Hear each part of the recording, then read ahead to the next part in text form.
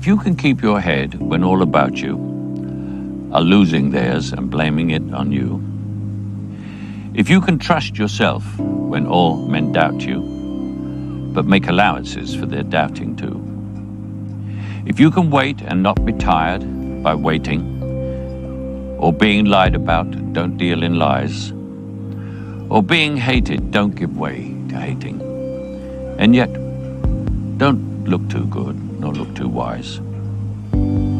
If you can dream and not make dreams your master, if you can think and not make thoughts your aim, if you can meet with triumph and disaster and treat those two impostors just the same, if you can hear the truth you've spoken twisted by knaves to make a trap for fools, or watch the things you gave your life for broken, and stoop and build them up with worn-out tools, if you can make one heap of all your winnings and risk it on one turn of pitch and toss, and lose and start again at the beginning, and never breathe a word about your loss, if you can force your heart and nerve and sinew to serve your turn long after they are done, and so hold on when there is nothing in you except the will which says to them, hold on.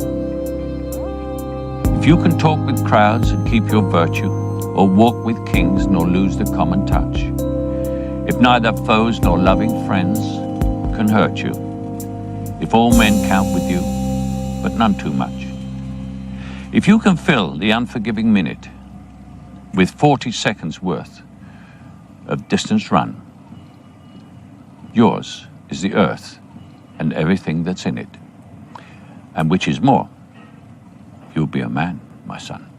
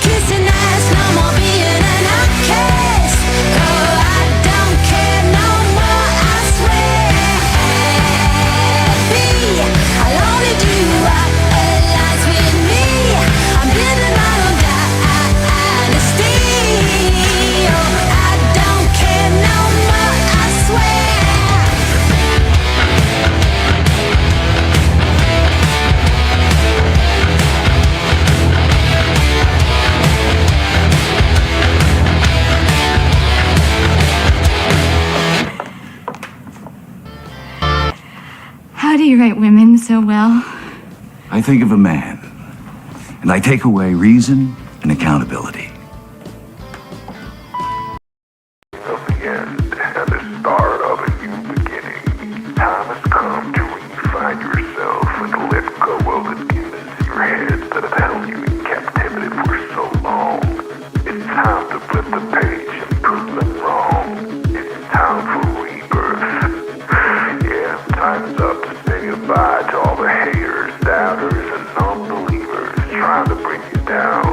In the blink of an eye, you'll realize that there's so much more to the book than the page you were stuck on. Finally, you will feel free to live a life you love living instead of the life you think other people want you to live. Remember, you are the highest authority when it comes to knowing what you want and what you love. So stop trading yourself for the approval from others. Ladies and gentlemen, weirdos and geeks, please repeat after me. I don't give a fuck.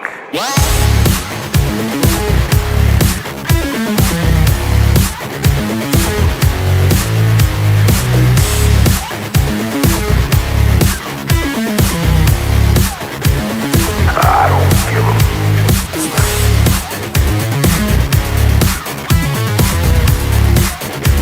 I don't give a fuck.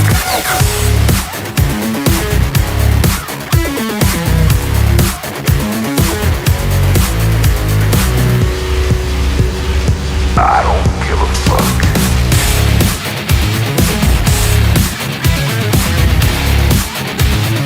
I don't give a fuck.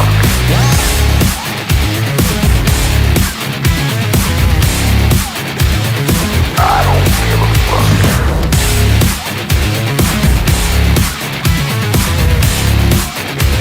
I don't give a fuck.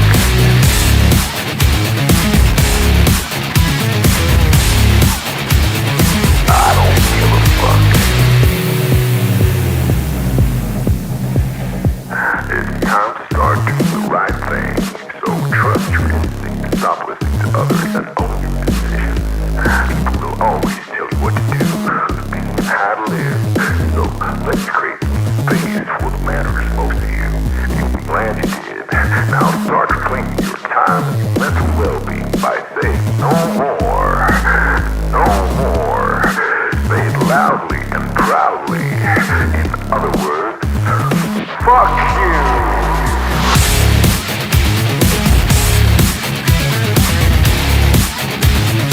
I don't give a fuck.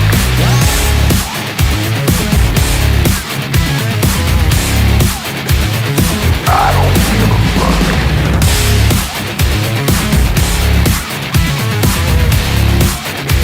I don't give a fuck.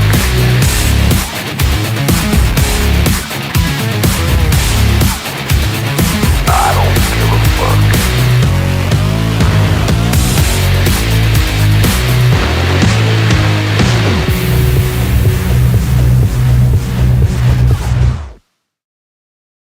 Target acquired. Eagle 1, first strike, you have permission to engage the target.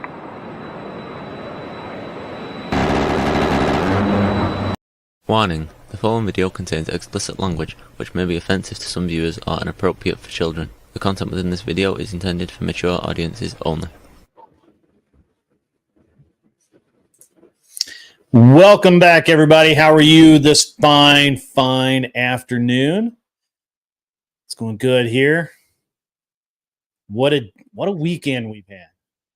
What a day. What a day. It's quite interesting. A lot of stuff going on. Has anybody paid attention to the stock market today or your Bitcoin if you happen to be invested in Bitcoin? Now, last week, we talked a little bit about Bitcoin early in the week, and I said that it seemed to be on a downtrend, and I would be looking to buy fairly soon. I didn't know how far it was going to retrace. Well, currently, last week, Bitcoin hit a high of around $66,000 per coin. Today, I believe it's at currently is at like 47, I think. and I believe it is still falling. I do not believe that it has rallied yet, but I'm not watching the minute by minute. So, yeah. So I believe no, is it? Yeah, I think it was at 51. Yeah. So Bitcoin's down. Stocks are down about 16 to 20% across the board. And it's interesting right now. So there's a couple of reasons for this. Yeah, Japan's really being Japan's a problem, but we actually have three problems going on right now, and out there with Bitcoin and just the stock market in general, and I'm going to go over those in a couple of minutes. But most people, I think, don't really understand how bad the economy's really been the last couple of years. Even though every time that we talk about the economy, or a lot of people talk about the economy, especially in the news, it's about the economy's doing better. There's a downside here, but there's overall there's growth and all of these other things. And like for myself, and I've said this many times on this program, and I will continue to say it as long as it is true. Our real estate market's been really fucked up since 2020. Now, a large part of that was because of COVID, the thing that we're not supposed to say, but it was also because the administration removed a lot of the safeguards that had been in place by the previous administration, as far as the controls on the banks. And if you pay attention to it, there's if you pay attention to it, I don't think that it's hard to understand why we're in the situation we're in. I'm wrong. I could be. You're welcome to explain where I'm wrong. The controls that were removed, though, are a fact. We went from where you could not get a mortgage, a non-commercial mortgage on property at all, to being able to get a non-commercial mortgage on investment property that you didn't even really have to make enough money to cover the mortgage. And what this has allowed us to do, and what a lot of people do, is borrow way more than they should have been able to, especially for rental properties that they weren't going to, that they really had no business buying in the first place. And you're going to say, well, that's okay because, we need rental properties, right? But the problem is that if you hold a very expensive mortgage on a rental property and you can't rent it at a loss every month because you've got to take that money for that mortgage out of your pocket every month, if you can't do that, then you have to charge enough to cover the mortgage on that property in rent. And in some areas, you just can't do that. And there's a lot to this. I'm gonna kind of walk through this a little bit at a time. But basically, in broad strokes, and the way we're going to cover this, at least for the first hour or so. So we had this housing rush because everybody thought they were going to be able to work from home. Okay. Everybody thought that they can take their, high paying job, and instead of having to go into the office, they could work from home. So then they started moving places. They started moving places like Nashville. various places in Alabama, Georgia, Florida, Mississippi, Colorado, South Dakota, a lot of Texas, a lot of places where the housing markets were inexpensive. And what that allowed people to do, 13, not yet, we're going to get into that. So what that's allowed, so when these people moved, let's just say, you take your guy that's out in Silicon Valley making $400,000 a year out there. He can barely afford to survive. Well, he comes to Nashville, for example. I'm just going to pick on Nashville for a moment because it's 30 minutes from me. So he comes to Nashville and he buys a house. And now at that, he's paying $3,500 a month for a house, and that's cheap to him. And so maybe he buys a rental property and all of this. And the problem is that employers, I don't know if you guys have noticed this. Welcome, Angel Berber. Actually, I should do give me 1 minute. I'm going to do the roll call. What this is what happened is that employers more and more are forcing employees back to work in offices where they can pull people into meetings, where they can get things done, and where overall, the employer at least feels like they get a higher quality work product out of the employee because they're paying them, and they want them in their office. So this has led to a lot of these people have lost their jobs because they moved somewhere that now they can't work remotely, and now they've lost that job. So that's a problem. And we're going to get into all of this. Let me do a roll call really quickly. But the stock, it's a giant ball of it's a giant ball of nonsense. It's gonna be very interesting today. So also welcome to the show, Jess. Give me 1 second. I do a quick roll call. Got a lot of the serious players out there in the chat today. I see the Farney. I see Les. I see Nick. Nick Pause Ga, because you can't say it fast. Roland Thorne. I see you out there. 13 is out there. The Farney is out there. Serene, welcome. Good to see you back in the chat. Weren't you supposed to come up on stage at one point? I think you were. Shane Herbert, good to see you back. You had some good comments last time. Glad to see you there.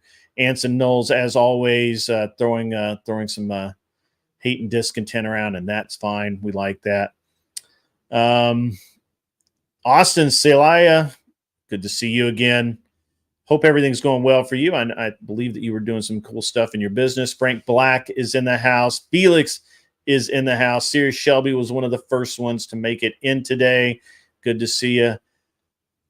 I'm not even going to try. I won something or the other. Good to see you in the chat. I'm not sure that I've seen you there before. Stepfire has made it over. Apparently, I think he is still ongoing, having a conversation with a delusional person. And so it looks like we've got a lot of really serious, good people here. Angel Berber is in the house. Mr. Boulay has made it in. We got our top mod in the house. For you guys that don't know, Mr. Boulay is a managing moderator, so he's the higher level mod. So he's a good dude. Midnight Newton, you're in here. I see you, brother. I see you. Wally's made it. That's good. That's good. Cool. Excellent. A lot of good people. Kevin L. Almost outed you there, bro. But Kevin's in the house. Excellent. Good to see you guys, everyone. And while I'm at it, let me go ahead and get a mic check. Mike. How about a mic check, hat check, wallet check? Everybody got your wallet? Because you may not have it for long. Bank account check. All right, good deal. Hopefully we got all the checks. Ball check, ball sweat check. Everybody's sweat balls are sweaty because of this economy's flipping over backwards. Garris Godfrey's made it into the house and got it all. Got it all today. Credit check. Credit checks are going to be rough from now on. I'm telling you what. I tell you. All right. So, Yeah. So, yeah, Mr. Boulay is a managing moderator, just so everybody knows. Has been for a while. I don't think he didn't know that, but I did. I won. Good to see you there. Good to see you. Head check, both of them. Good job. All right. Seems like we got everything. Got everything going on really well. Yeah. That's right. Knees weak, balls are sweaty. Economy is spaghetti. It is. A massive drop in the stock market today. Massive. It is really, truly terrible. I believe it goes back to the way this economy has gone since the very ill-handled COVID affair. And I don't think, and they've had 3 years to fix that, or 2.5 years, however you want to look at it. To fix it, and they've not done it. They just haven't. So this is where we're at. I know Jess is going to struggle to speak to the U.S. economy because she is in Australia or New Zealand, somewhere that doesn't really exist except on paper. So it's good. It's good. Yeah, I don't speak much on these kinds of topics because I don't take care of all that stuff in my household. Your volume's like super low, and unlike hang on, I'll try and fix it. On Streamlabs, I can't adjust it. Let me make sure my volume is I turn my volume down a lot, so it could just be me. Let me see. Is that better? Guys, is her volume low?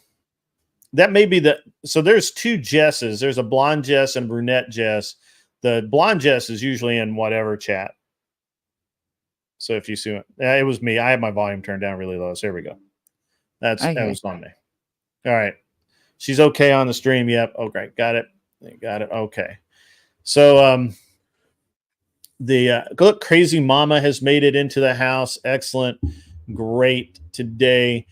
The market drop today is a nut punch for a lot of people. A lot of people were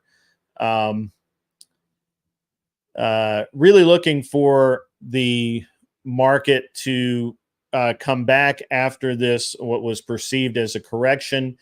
And they were looking for it to go higher. Obviously, it is going to continue to trend down.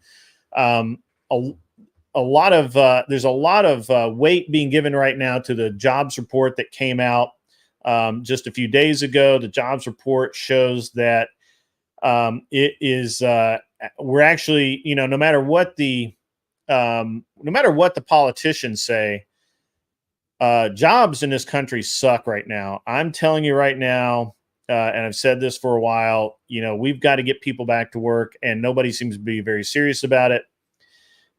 We're at unemployment's 4.3%. That's pretty damn high. We have a currently there was a projection of 185,000 jobs added, but only a little over 100,000 jobs were added, and that's not sustainable. And even 185,000 jobs added really is not sustainable. Unemployment is growing, it's super high. Now that is being blamed for the market softening, but I think it's a little deeper than that. And I think that we can blame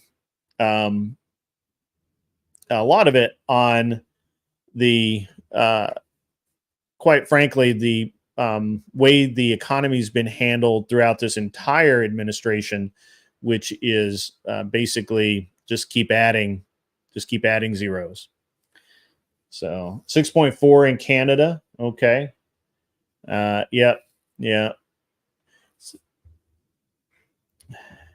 LHM.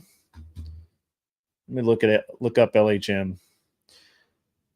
But overall, the stock market is down significantly. I mean, it's like 18-20%. And the Bitcoin thing is crazy because, there's a lot of people who are really looking at Bitcoin to really rebound and go super high. And it's just not doing it. To really look at this, you've got to understand that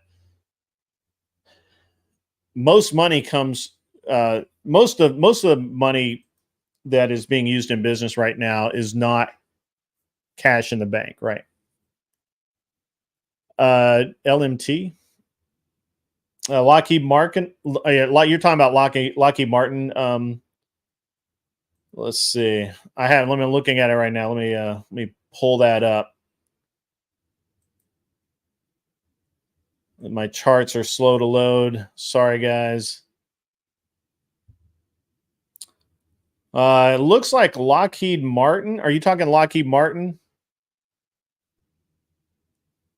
Lockheed Martin is down, and it's been down. Let's see, and it's continuing to drop. Let's take a look at it over the past month. The past month, it's been going up. That's true, but it is tapering back down. It did have a high of 548 a share. Now it's down to 543. So that's it.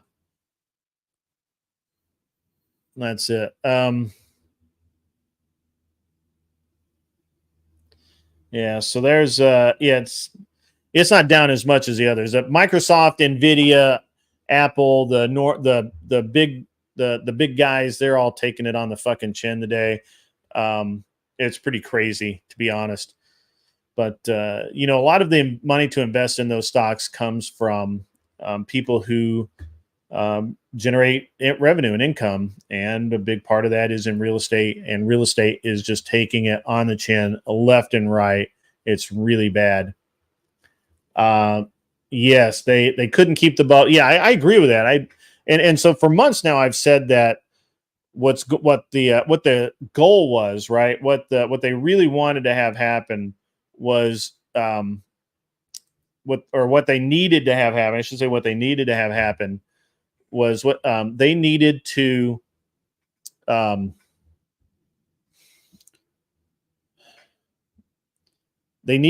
depress the interest rate, right? Like they needed to take the interest rate down to around 5.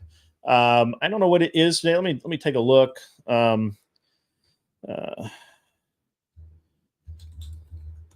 What is the prime interest rate today?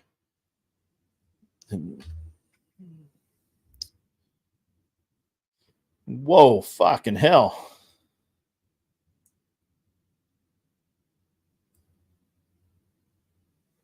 Let's see.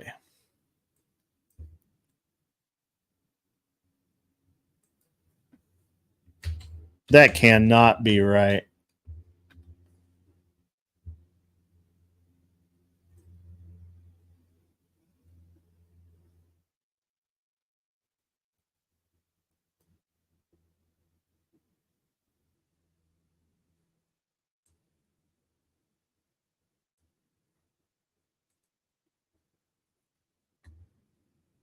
Just looking at my own bank.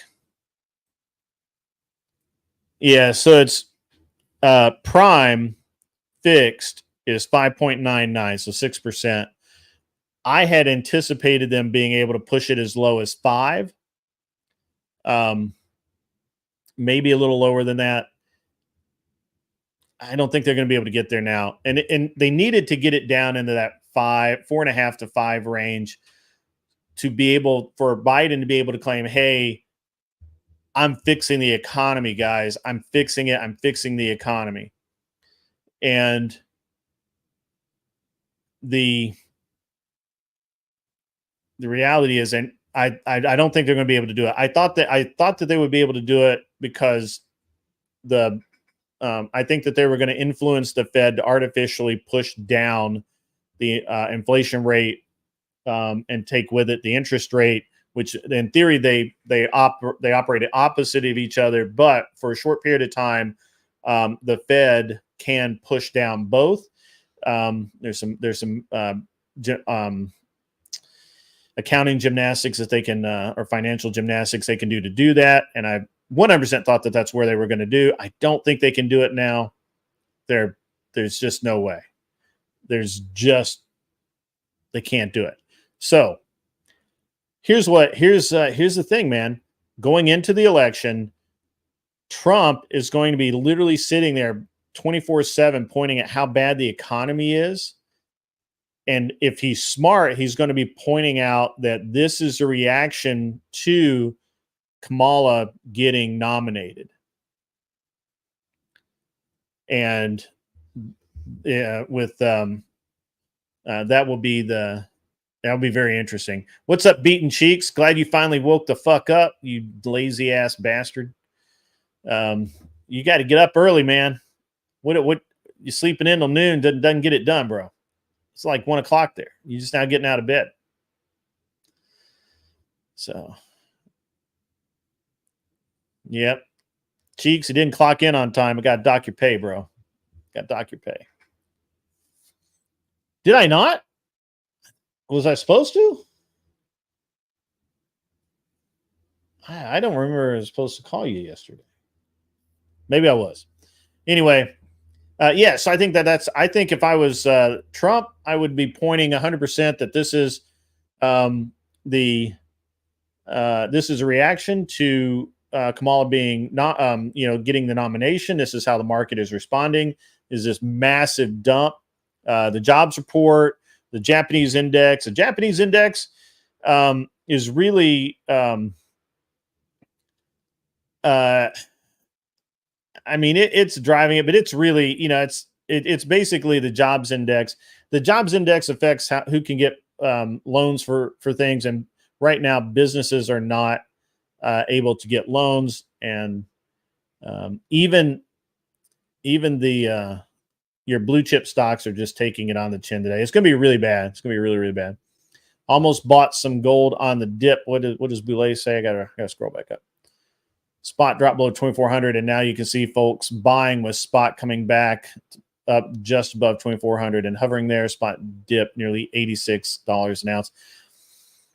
Yeah, I think a lot of people, and again, I don't know that there's any. I don't know. I don't think gold's going to move a lot. I think gold will probably stay pretty consistent across the board. So. I don't know why Jess isn't speaking. She can speak. I don't have her muted. I don't have anything to say on this. So, like, yeah. I'm better off staying quiet, or I'll make myself look stupid. Yeah. Yeah, let's see what we got here. Anson knows the real price of money is probably like 10% or higher. That's right. The Fed needs to shudder and admit it can't fix prices because socialism never works when it's tried. That is a great statement, to the point. It's a winner. I don't disagree at all. I don't know. How can I make this work better? I don't know.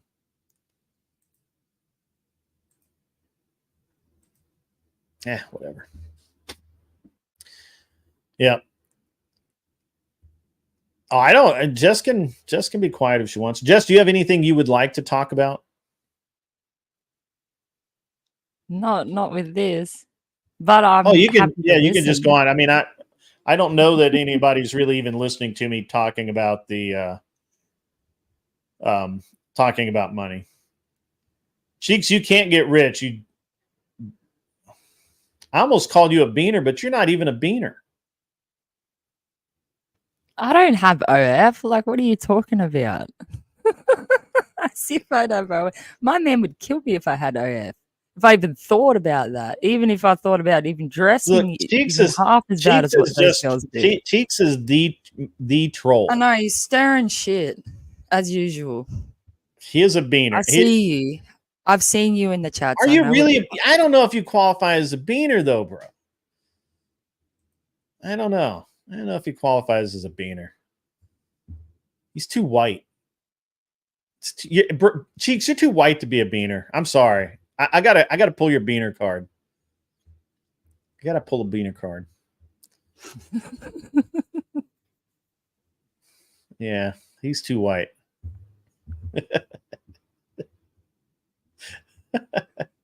You're dark on the outside, but you are white on the inside. You're like a thin man. Beaten Cheeks is like a thin man. For for going on the whatever podcast. I don't even know if I can handle being even next to them women. Yeah. I'd probably say something too inappropriate and get in trouble too, because I wouldn't be able to help myself. I wouldn't be able to hold my tongue too well. I don't know if that's a good idea.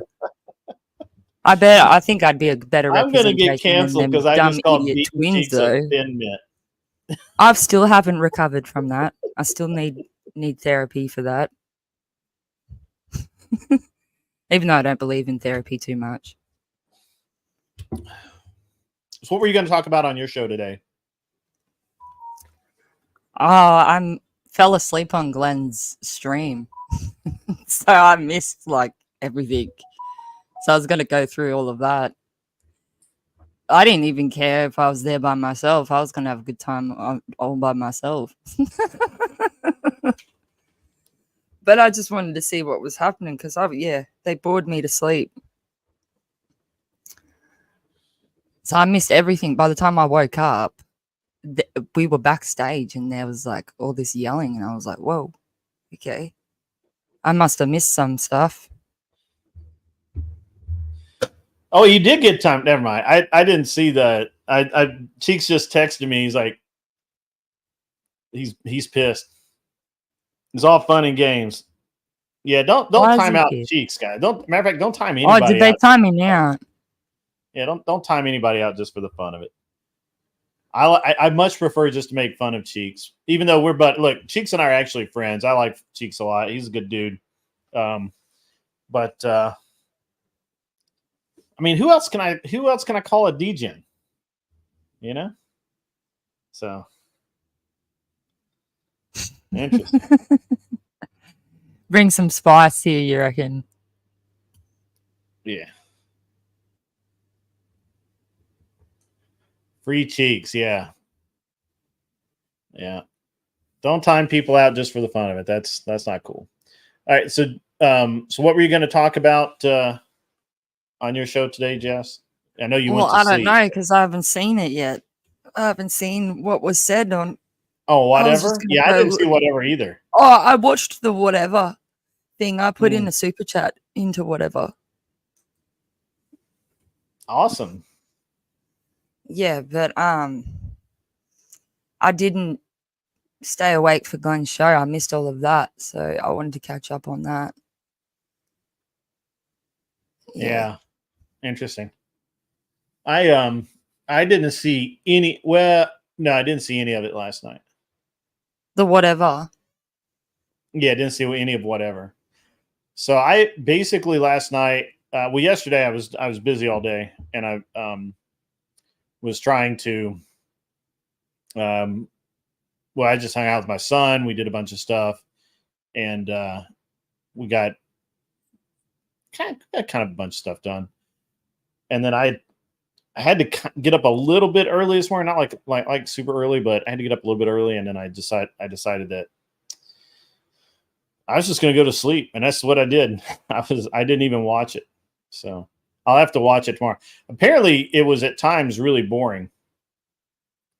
So yeah.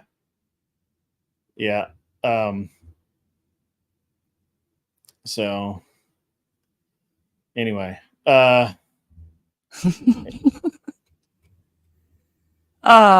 had a good time. I had some fun, and then I was actually keen to get on Glenn's stream and poke a bit of fun at those girls on whatever, but they were talking about some other stuff that just bored me to tears, and I went to sleep. Mind you, when you have your streams and stuff, it's usually midnight here. Like at the moment, it's 3:30 in the morning here. Yeah, so that's if I actually one sound of the like I'm reasons half why. asleep, it's probably because I am. Yeah. So so it's interesting because I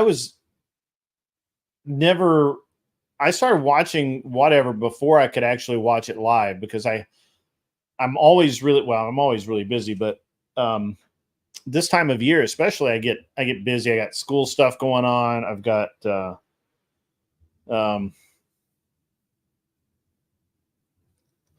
sorry. And I got to pay more attention to chat. Apparently, chat's getting like volatile or something. I got a Twitch spammer. I need a mod over. Why are we timing out Cheeks just for the hell of it? Don't time people out. That's when people don't come back. So, apparently I got a Twitch, somebody over on Twitch, spamming. So, oh well, I barely pay attention to Twitch. Anyway, hang on, yeah, I don't actually get to watch whatever that much anymore. There was just like a period of time that I could.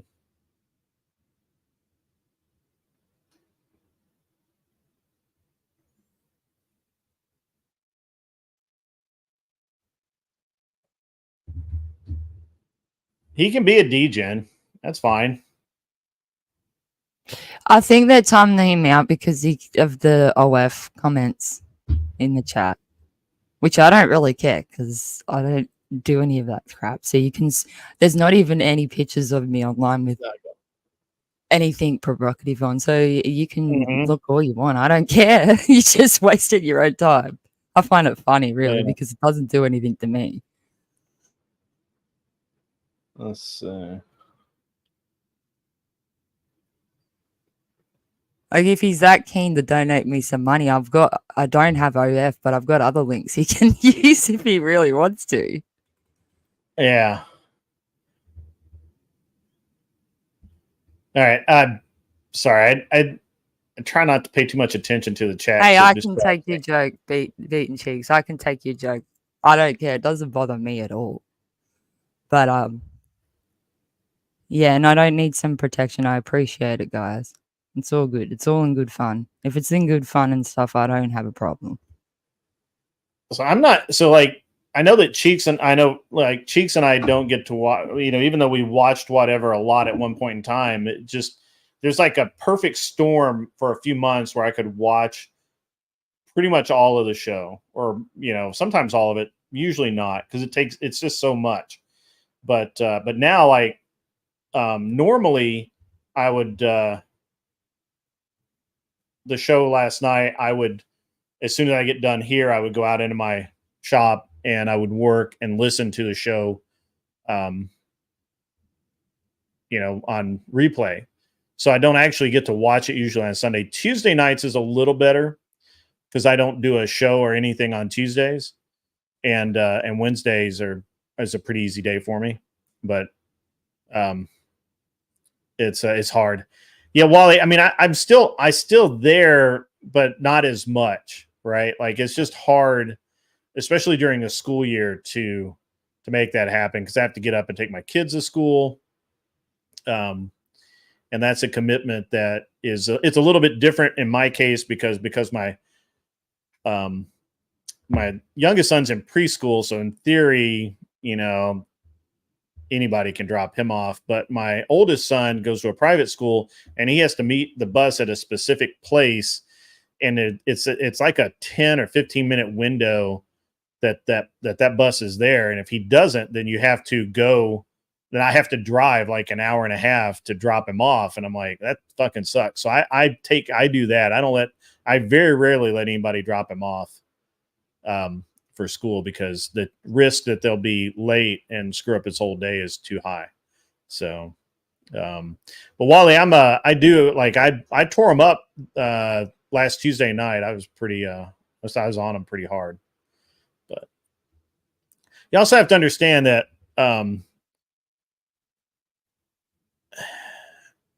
Brian has, the super chat, most people super chat and it's just kind of funny or whatever. But I can get pretty, like, I don't know. My super chats can be stinging, and I've actually been asked to chill out a little bit on. I always enjoyed your super chats, even before because I was watching whatever before I come in to actually know who you all were. So It was interesting to put a face to the name.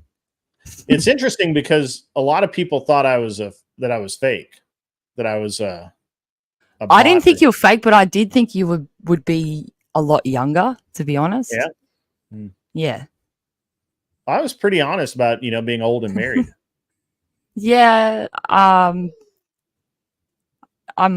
probably missed a few of those ones because the ones that I probably stuck with were probably all your spicy ones.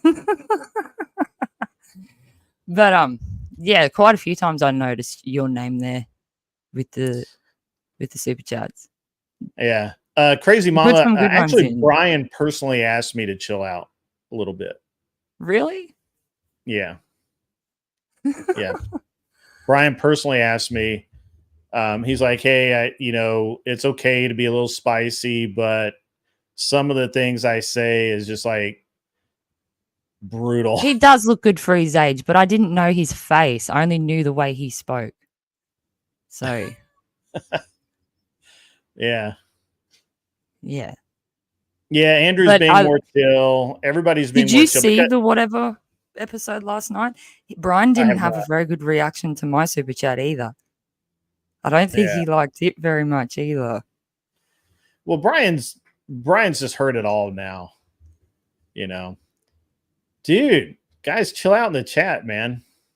I don't know if he was talking about the sound effect that they played after they read it or the super chat itself, but he was like saying, "Oh, why did you play that? Why did you show that?" and all this. And I was just like, "Ooh, maybe he didn't even want it shown," because they brought it a little bit before they read it. They brought it up quickly and then pulled it back down.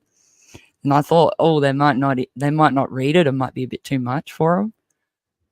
And yeah, then he's like a little bit after it, and I was like, I don't know if that's about. I've said some pretty spicy stuff, and they haven't yet. Yeah. Not. Well, I said it. Do you want me to tell you what I said, or do you want to watch it? Oh, you can tell me. I'll watch it. I'll still watch it. I can't remember word for word, but I said about her needing to squat on a pineapple because her head's shoved too far up her ass and she needs a break. There you go. That's why those pineapples spammed in Glenn's chat all night. And he's like, what are all these pineapples about?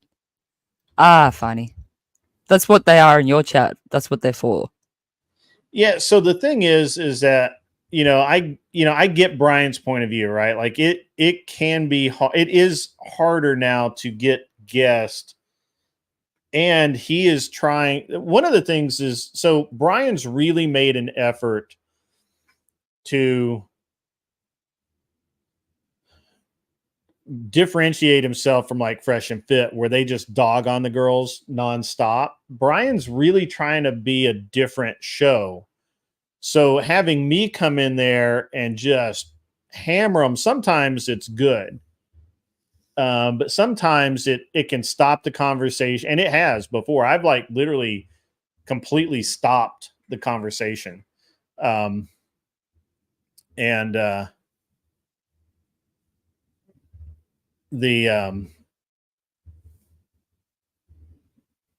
It's just one of those things where I can't blame him, but because he does want that different image, and it is getting harder and harder to get women to come on the show. And so he's looking at it from a point of view of, if they know what's coming, they may not want to come on or whatever. I get it. And I didn't actually I backed off a little bit. I mean, my super chats are still pretty spicy, but I was calling them like there was one that was that chick was mannish. Like I was calling Wang, and I put in a super chat that how many of us are calling Wang? And Brian just, he just did not like, which, again, probably a little too much. Right. So, probably a little too much. Yeah. So, but you also have to understand a lot of times, and you know what, to be honest with you, is when Andrew's there, I'm not really needed.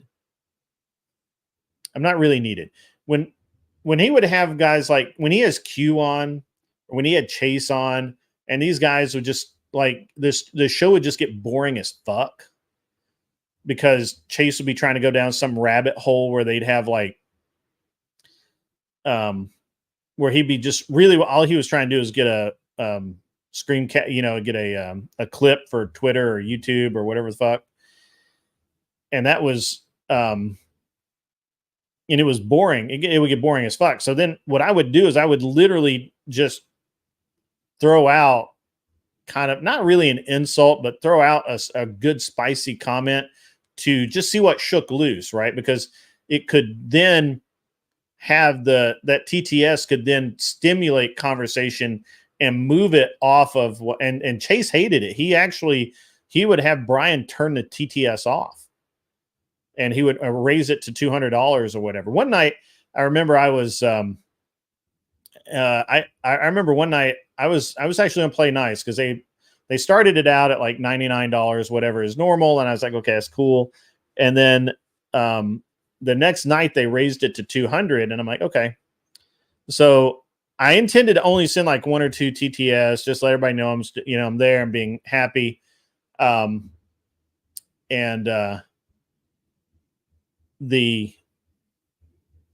was just kind of, it wasn't going to be that bad. And Chase said something, and I was like, "Oh no, it's on, motherfucker!" I just burned him up that night. But it's it's not really the way I should do it. It's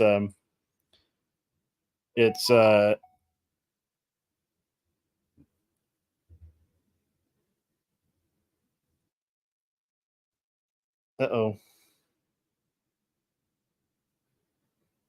Oh yeah, never mind. They're conducting a active shooter drill at the high school near my kids' preschool, so I'm getting like 10,000 texts on the parents chain with parents that are freaking out and didn't actually read any of the stuff, the text or post or anything that went out about it for the past 4 days, saying that was going to be what's happening. So my phone's going to just be like blowing up like that for the next hour. But yeah, I don't know, man. I think that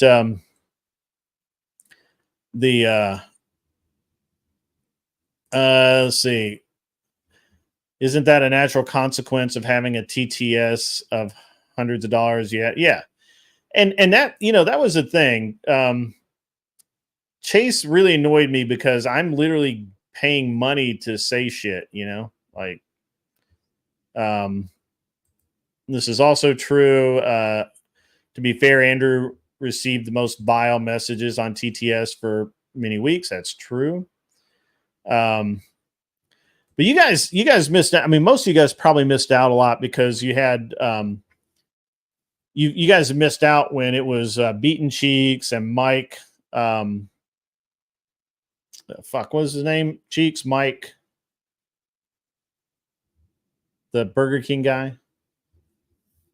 And then there was a couple others, and they would just roast Mike Davis. Thank you. Yeah, Mike Davis and Zentience. Yeah, Zentience, and there's like 4 guys that would literally just roast the fuck out of the girls, and because it was like $30 or $40 super chat, $50 something like that, and then it's so expensive now that it's not as good, to be honest. For that, you don't get the good super chat. You don't get as many of the really good super chats. Yeah, $10 supers, man, and it was fire. I mean, and it made the show a lot more entertaining. But I don't know. It's interesting to me, I guess.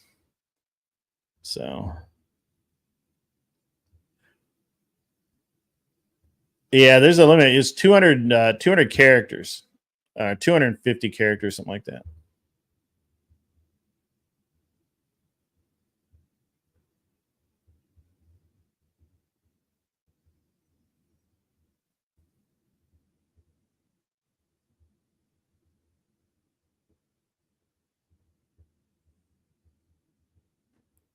a lot of people do watch it.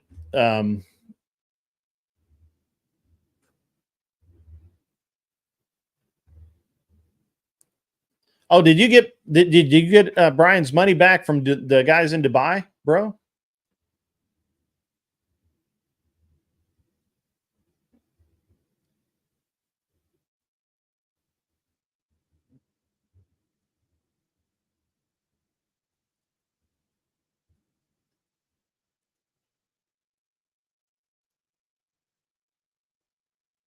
You got Brian's money back from Dubai, bro. Respect, bro. Respect. Every penny? Damn, son. Yeah, a lot of people have said that.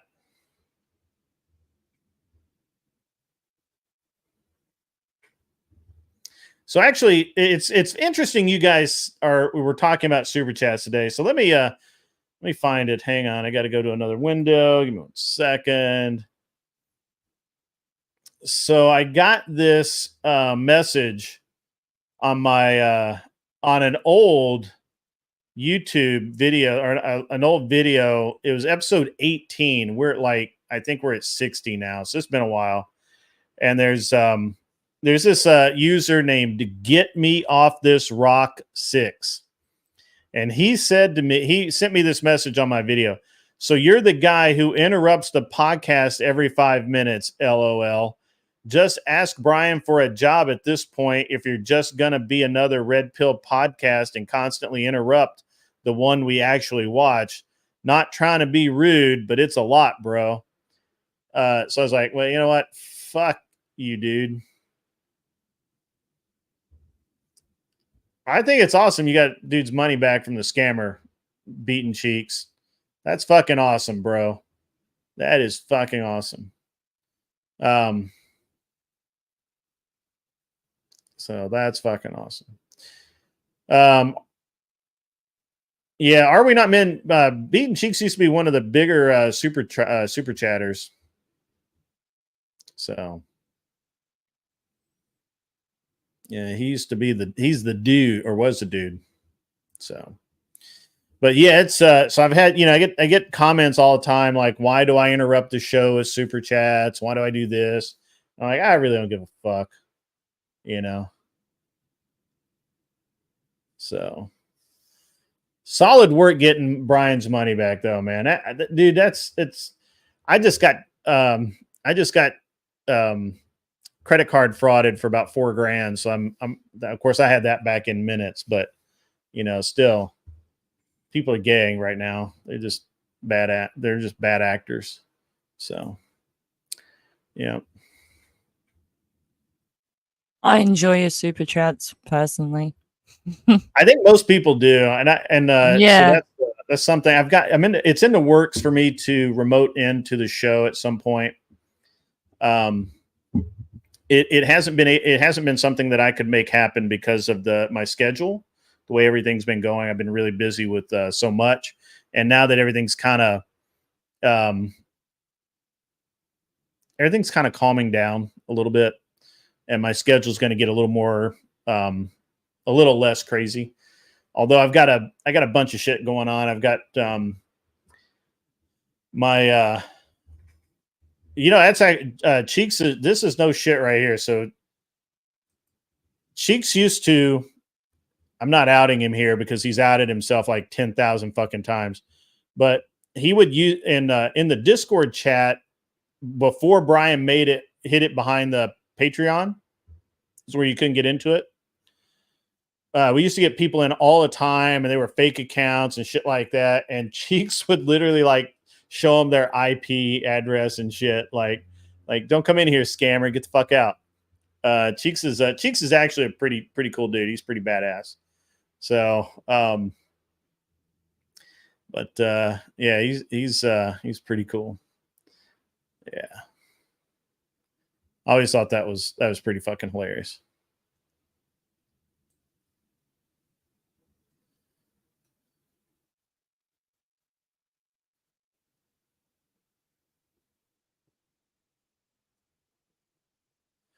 Yeah, but yeah, Cheeks is you got to be cool with the Cheeks. Let's see. Bet me. Why are people so sensitive and not understanding of your takes? Grid 1 is the overlord we need and don't deserve. Thank you, brother. Appreciate that. I appreciate that. That's good. I really like that. That's good. But yeah, so I'll be and thanks for the $10, man. I really appreciate that. Yeah, so I will be hopefully I'll be remoting in the near future on whatever. It won't be for a whole show. I think the way we got a specific way we're looking at doing it right now, but we're getting closer and closer to making that happen. The biggest deal has been my schedule's been so erratic that I didn't want to try and set it up and then not be able to live up to my end. The one thing I really dislike is when people say they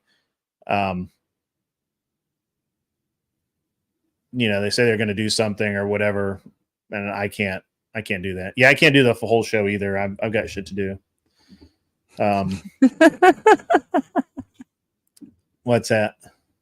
You guys can't. I've got shit to do. I can't watch the whole thing. Even just listening to it is a lot sometimes. Yeah. Now, if I'm working in my shop, then I can listen to pretty much. It hurts the brain though. Yeah, kind of does.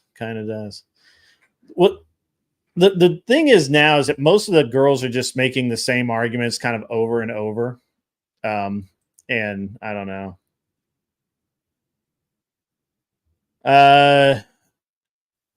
Nick Ga. See, I had to put that very specific pause in there, Nick.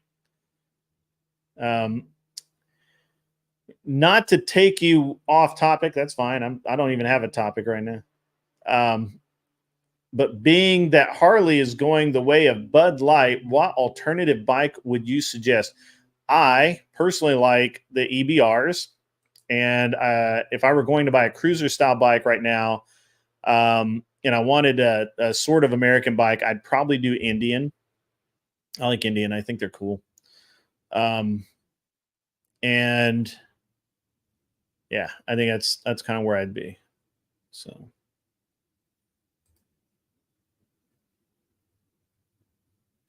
I gotta go in about 20 minutes, fine. and then No worries. and then I can come back because I gotta go make my man some breakfast.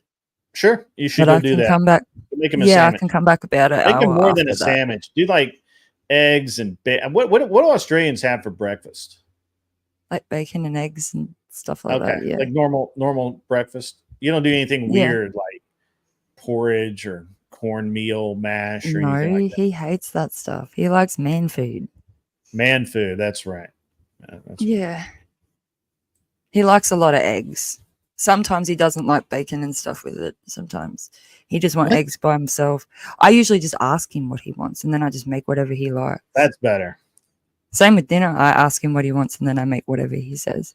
What the fuck is Vegemite, by the way? It's a salty spread that's put on toast or bread. Is it like some kind of like really salty chimichurri or something? It's got like a bunch of vegetables and shit in it. I'm pretty sure it's got like molasses and stuff in it. Oh, molasses. Yeah. Molasses is not It's bad. black. But is it I'm sweet? pretty sure. No, it's salty. No, then it's not molasses. Molasses is so sweet it can make your head hurt. Yeah, but it does have it in it. I'm pretty sure it does. I'm not 100%, but because I haven't actually looked into it, but from what I've heard, from what other people have said. Yeah. I don't eat Vegemite, okay? So give me a break. Fucking cheats. What the fuck is Vegemite? That sounds like some liberal definition of gay shit. Gay food, pardon me. I added that shit on there. It's fine. I eat Promite, which is similar to Vegemite, but I don't like Vegemite because it's too sweet. It's salty, but it's got a sweetness to it as well, where Promite doesn't have that sweetness to it. It's just salty.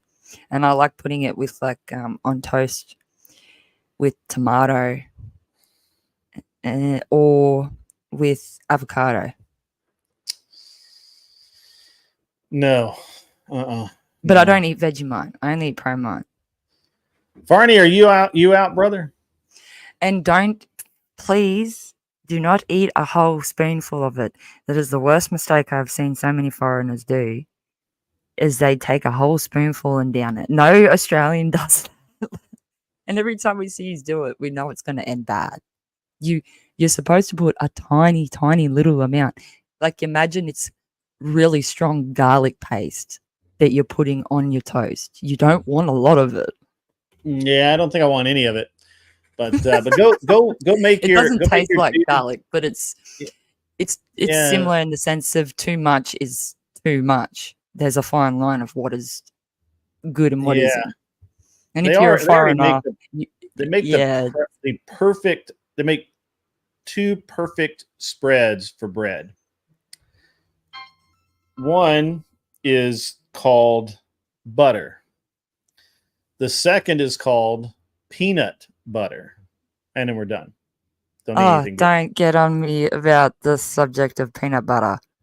Peanut butter is perfect food. That's not a good thing that we talk about on my stream. Nutella is a good peanut butter substitute. It's a little on the sweet side for me. So I have no desire. Hazelnut spread, which is any of that. I don't eat peanut butter, and I don't eat Nutella. You don't eat either. peanut butter? No, that's an American. My kids do though. Oh, well, you're not American, so where I grew up, we had peanut silos. So I'll send you a picture in Discord of where I actually used to live. Sure. Yeah, do that. That'd be great. Mm-hmm. Cool. All right, Jess, be gone. Go make food for your man. Do girl things. I don't have to go yet. Are you trying to get rid of me? Oh, okay. I thought you were saying you were 20 going to minutes. Yeah, I got 20 minutes. And then I have to go. And I'll be gone for like an hour. And then I'll be back. So one of my favorite things in Clover Tack, one of my favorite things in the world is biscuits with butter, real butter, and some form, not a lot, some form of jelly on it.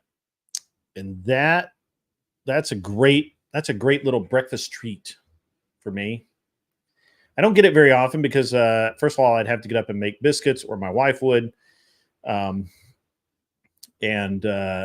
So yeah, usually the biscuits are tough.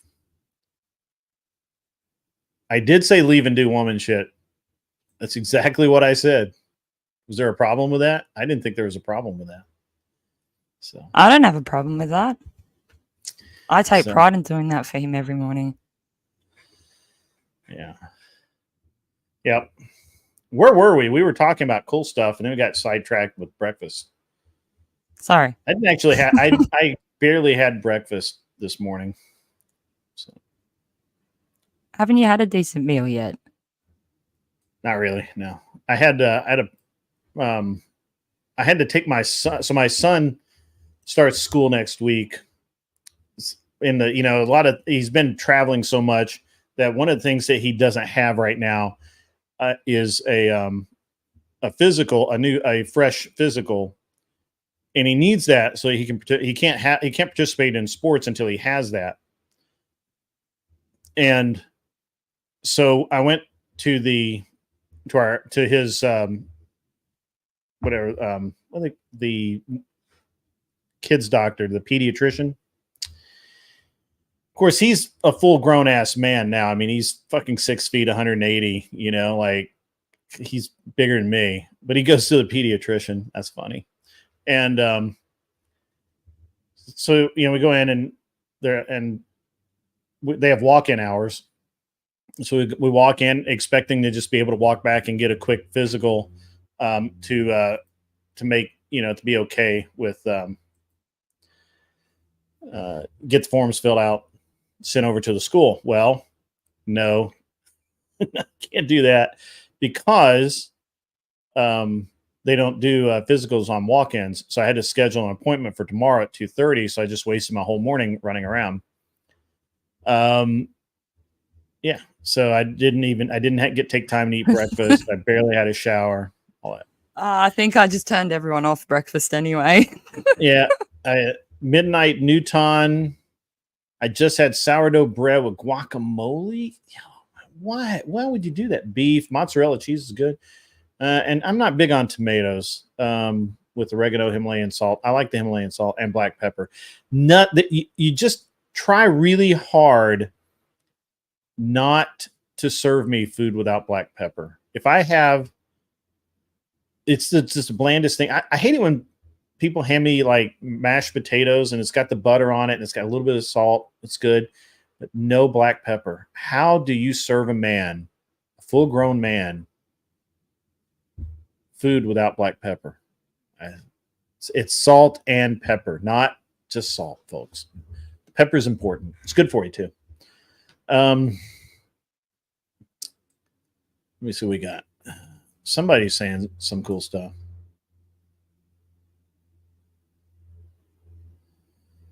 Cheeks is going to war. I don't know why, but he is. He's just having that kind of week. Money talks. Hungry. I'm fucking hungry. That's what I need. I'm grumpy about it. So there you go. I'm hungry and I'm grumpy.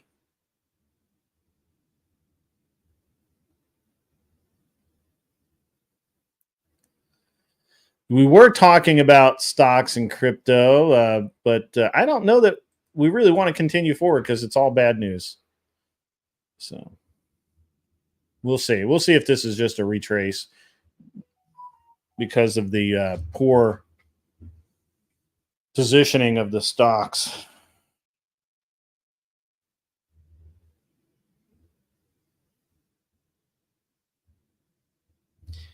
I find, I had this whole theory at one point that most people are just too stupid to live. And I have not been dissuaded from this. So my phone's like lit, and I'm going to turn the alerts off. Give me 1 second. There we go.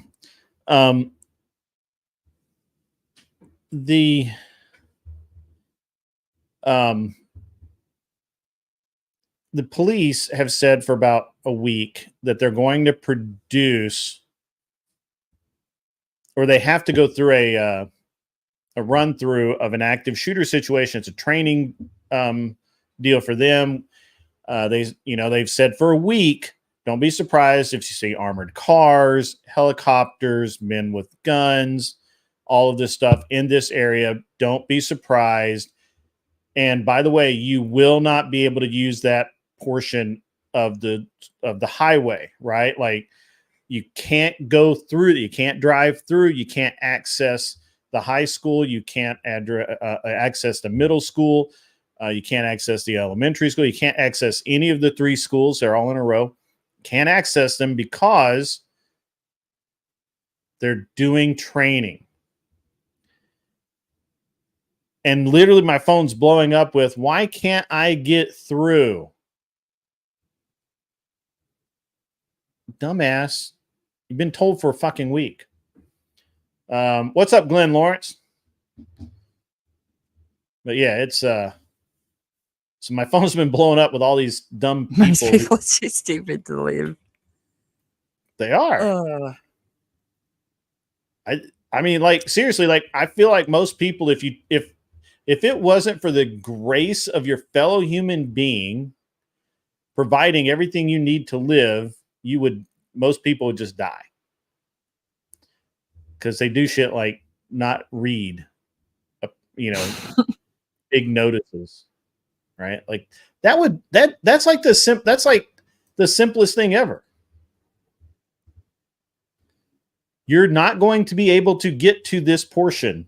Don't try and drive through there. Plan your route. And the daycare we use is like literally right next to that school, right?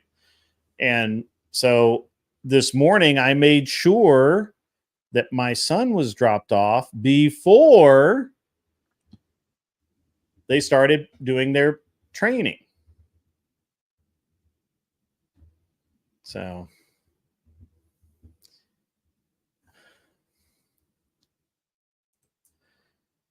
yeah, some people. Yeah. Can't live with them. Can't live with them. Can't kill them.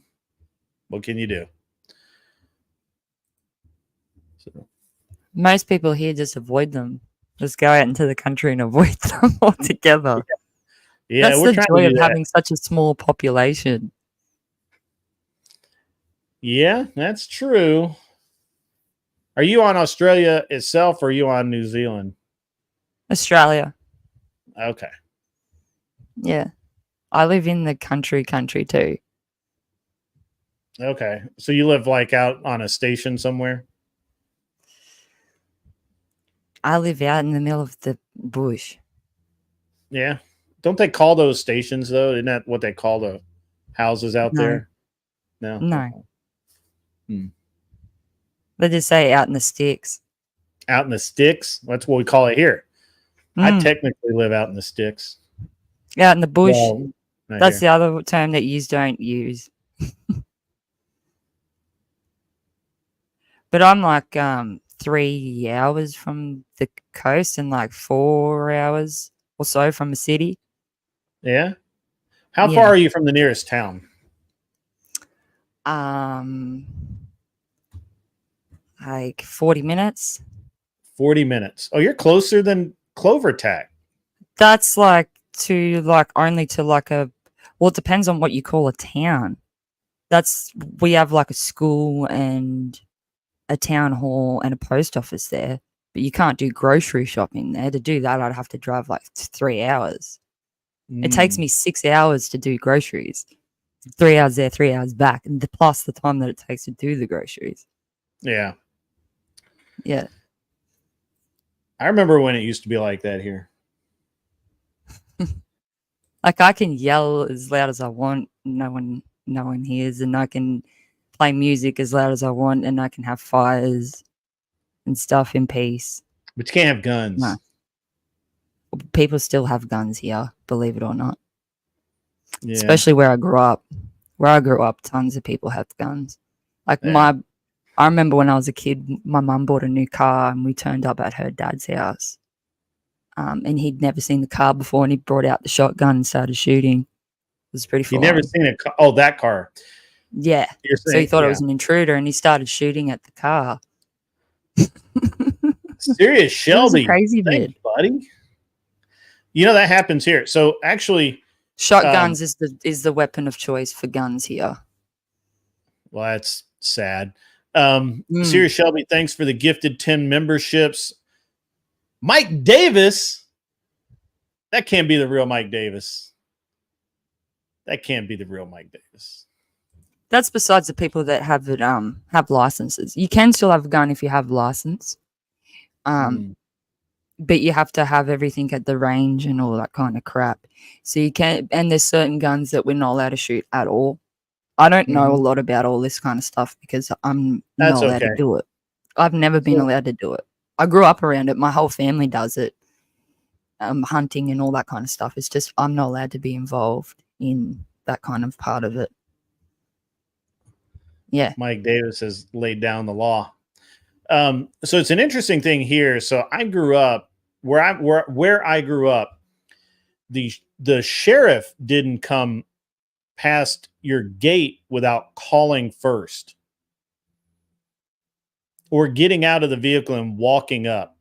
You didn't just drive up to somebody's house. That was literally a good way to get shot here, because if they didn't recognize your car, you know, they may or may not just go ahead and take a shot at you. That's what happened. Right. That's what I'm saying. Like that's a real thing. That's a real thing here. Yeah. And honestly, in some places, it's still pretty close to that. They've gotten a little easier about it, but there for a while there was a while that there was a bunch of people going around like going through the back roads and tearing up houses and stuff like that. And so people got really touchy about it. But yeah, in the South, you cannot, to this day, if you turn up driveways when you get outside the city limits, you turn up driveways, they better know you, because you can almost be guaranteed that there's guns pointed at you. Like, it's just the way it is. Even even in town, if a car that I don't know pulls in my driveway, I come to the door with a gun in my hand. Right? It's just the way it is. But yeah, everyone here is just stabbing each other now. Yeah. Yeah, that's exactly what happened in all the news. Too. Yeah, I don't know if you've heard all the news stuff that's been going on here, but it's mainly young boys too, like teenage boys doing it. Mm-hmm. It's crazy. Just stabbing people, like going through shopping centers and stabbing people and all sorts of stuff. Children's parties and schools and all sorts of things. And it's getting worse. It's not getting better. There was a period of time when there was a period of time in the UK when they made the robbery with a weapon was considered a capital offense in the UK. And so rather than go to jail for a felony and potentially, face life in an English prison, they would, if somebody, in case someone identified them, normal muggings where people would just hold you up with a knife and say, "Give me your wallet," and then run off. They started killing people during those because they didn't want to be, they didn't want to leave a witness that could identify them. These aren't cases like that. These are cases that are where the perpetrator selects victims that are weaker than they are, mm-hmm. and that are defenseless, and yes. usually, and a lot of them are at random.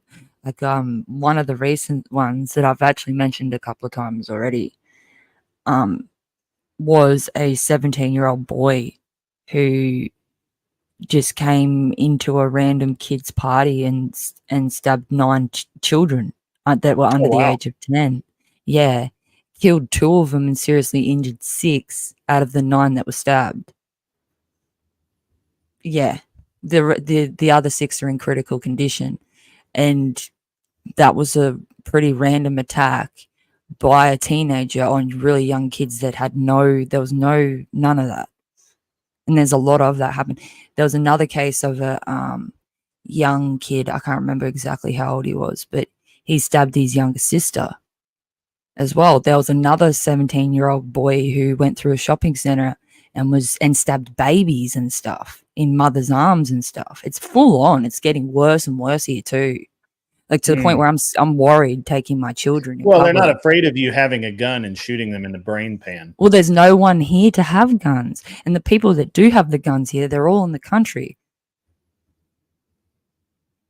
So, and a lot of these areas where this is happening, because this isn't happening where I am, because that's what would happen to you. You'd just go missing. You'd disappear. But... But in places like that, it's where it's like really progressive and it's city orientated or suburbia orientated. And that's where the major issues of it are happening. And the kids there they're trying to outdo each other. It's like a status thing. So it's not about robbing. It's about who can be the biggest hard ass to get status kind of thing with the young boys. It's a really scary thing that's happening at the moment. Beaten Cheeks could not be cleaner from MASH because he's too white. It's too white. It's too white. Sorry, guys. He's just too white. He's too white to be Australian. That's how white he is. Believe it or not, there actually are a lot of really white Aussies. I know. Like, I'm Aussies just come being, in all being colours. funny. I'm just poking. It's just interesting. I'm just poking cheeks. Also, welcome the bottom back, half, Les. How are you? Rains a lot and stuff too. So a lot of the people from places like Melbourne and Victoria and stuff, they are a lot more pale and they're not used to the normal Australian heat weather because the weather down there is so weird. So there are a lot of really pale people here, and there's a lot of really dark people here. There's a massive mixture. It's pretty funny. Yeah. No one really cares about that here either. Yeah. I mean, it's most people actually don't care about it, but it's an interesting conversation. Les, welcome back. I saw that you were there. Yes, people are fucking nuts. What part of the world are you located in? I think you said one time, but I have a really bad memory, so I asked the same question over and over again. So, you know, it is what it is. So, ready to get off work? Yeah. Cheeks, you're just white, man. It's not that you got white in England. You are white. Yeah, and him saying that we have some good news anchors. Most of our news is embarrassing, like extremely, extremely embarrassing. The only good ones, mainly you find on the net. You don't really see them on TV or anything. I don't watch TV anyway. But yeah, a lot of our news is extremely progressive. Yeah, I've seen that. And I've actually seen some of the conservative people in Australia say the wildest shit ever when they as kind of clapbacks or whatever to the liberals, which you guys don't even call them liberals, right? You call them like leftists, or there's some, you guys have another term for them. I forget what it is. No, we do. We have Labor and Liberal. Labor and okay, that's what it is. Yeah. Yeah. And then we have like the Greens and a couple other bullshit ones. I don't vote anyway, so I'm the wrong person to ask about that stuff. That's because you should be making breakfast. We get fined too if we don't vote. Wait, you get fined if you don't vote? Yeah. So you get you have to sign on to the register when you turn 18, and then after you're on the register, if you don't vote, you get I think it's $170 fine for not voting. But I avoided putting myself on the register until, and I got away with it up until I had kids. As soon as I had kids, they kind of brought it. Yeah, they got me. But they couldn't find me because I wasn't on the register. So I got out of it for that long. Now I just kind of... That would be great, honestly. I have a method now where I can not vote and not get fined at the same time, and it works pretty well. I've done it twice now, and it's worked well so far. Might catch up to me, but I don't really care. I'm not interested in voting. So, Nick Guy, I've never believed in voting. So I've had a few people ask me why, and it's just that's what I've said. I don't believe in it. That's okay. Tons of women especially wonder why and have a problem with it. Yeah. Nick Guy, I have not seen Beaten cheeks except his puffy facial cheeks. But I'm sure they're on the internet somewhere if you want to see them. But you know, I mean, it's not really my bag. So yeah. Do they vote in fake countries? Ha ha. Welcome, Michelle. I see you have made it in today. That would be cool. One in the chat in another. Interesting. How do I feel about the 19th?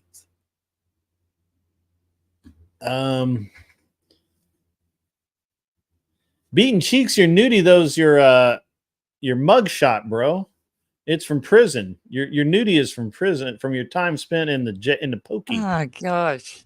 In the loose cow. In the pokey. I'll say pokey one more time. Just, you know, throw that out. Half the time I don't know if he's serious or trolling. Who? Cheeks? Beaten cheeks, yeah. Oh, you never know. Cheeks he's off. You know, the prison pics ain't nothing. Ooh. I don't want to see them. Please don't bring them up. I don't want to see. That's Cheeks would have an OF. Oh, now he's probably going to spam my Discord with it. Yeah. Don't do that, spam my please. Welcome back, Serene. You've been quiet for a while. Yeah. So yeah, it's good times. Beaten Cheeks dropped a soap on purpose. I mean, that's not unreasonable. It wasn't that he dropped it so much as he placed it lovingly on the ground while bent Lovingly. How kind of him. That's funny. Seriously, Shelby, once again with another 10 gifted memberships. Guys, what a Chad. What a dude.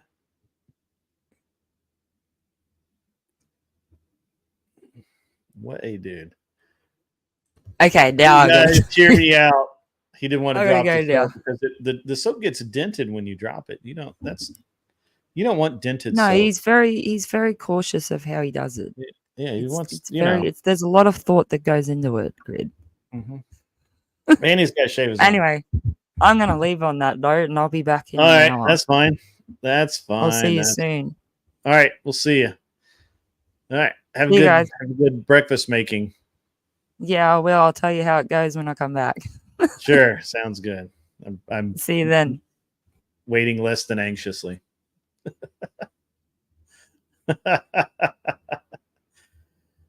Show us your tummy. Hey guys, hear me out, says Cheeks. Yeah. Cheeks is the man of something. All right. Well, that was good. Yeah, just like bombed right out. I trimmed my arms. OP. Maybe.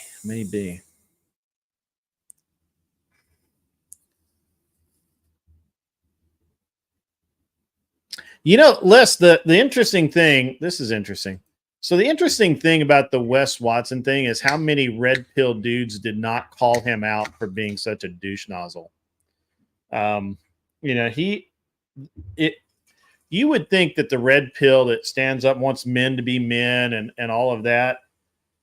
Watching him be such a whiny little bitch, you think that they would call him out on that. Right? But no, they did not call him out. Which is weird, right? This is weird. Very weird. Very strange. Supposed to be vacuuming. Monday is top floor day. I'm unmotivated.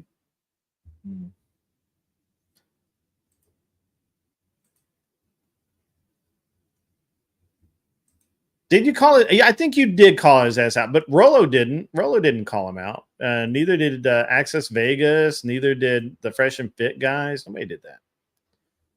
So, Michelle, I understand about not being motivated to do vacuuming. That's why I have my wife do it. Or better, my mother-in-law. If my mother-in-law vacuums the house, that's great. That's not too, that's like a 2-for-1 deal. So, yeah. Yeah, I got to be honest. Andrew was the most red-pilled dude there because he literally stood up and said, no. Mm-mm.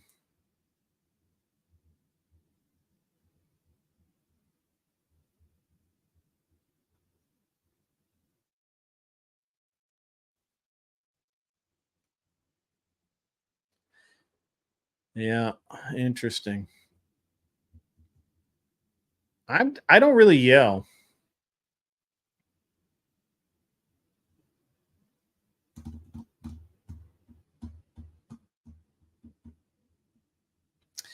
Yeah, we're talking about the original confrontation, Nick.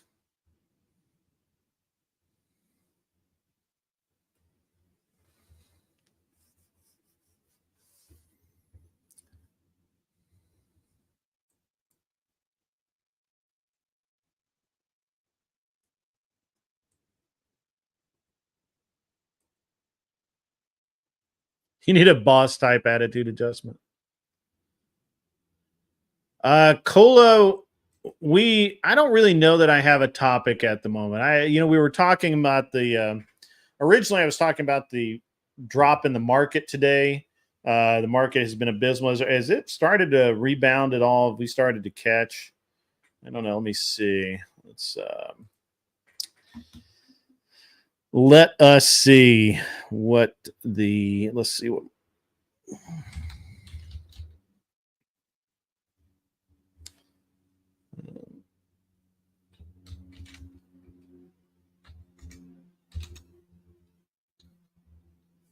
Let's see where we're at.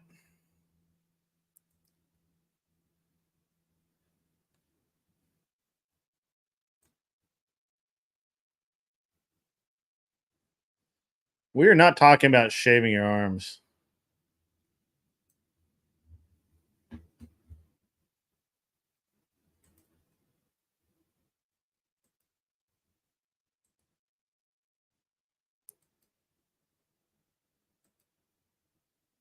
This fucking current. This is just terrible. Yeah, it's still falling off a cliff, so it is what it is. Yeah, WMD is a bot.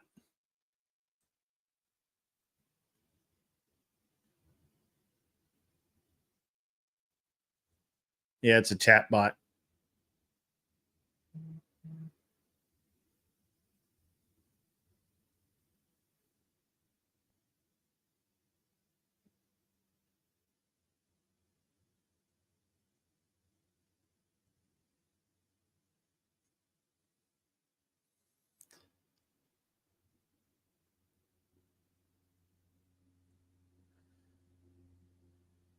What?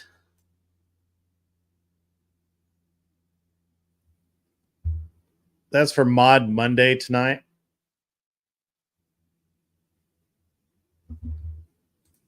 You're welcome to come up, Michelle. I'll send you the link. Give me a second. Let me find the. I think I still got it.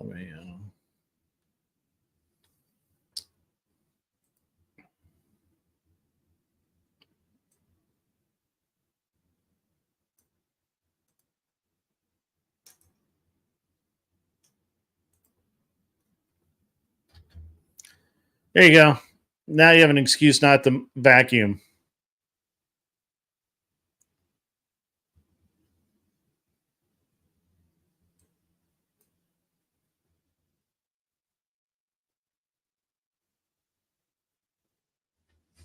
Now you have a reason not to vacuum.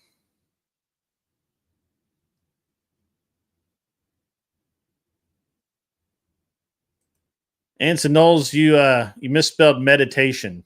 Meditation. Mediation is just an exercise in frustration. So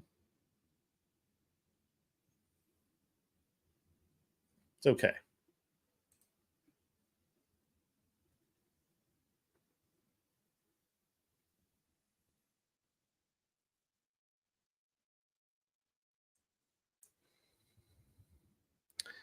The chat has settled down quite a bit. What a great thing.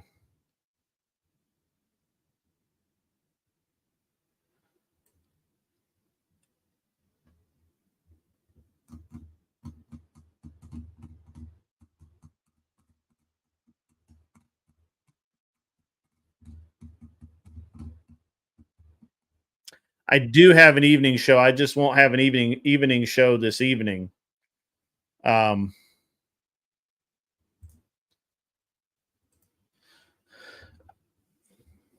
Yeah, so who asked me that? Les. Yeah. Les, I don't normally do Monday nights because my son has Boy Scouts and I have to I take him there and I bring him home because he's not old enough to drive yet.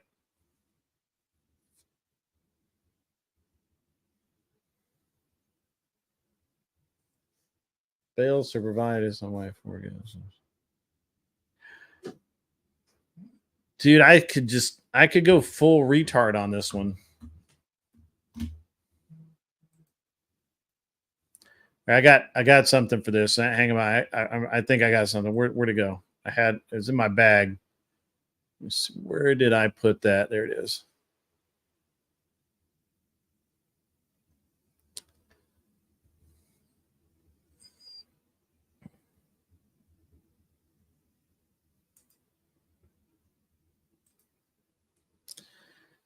Yeah, let's do that again. Let's see. You went full degenerate, bro. Don't go full degenerate.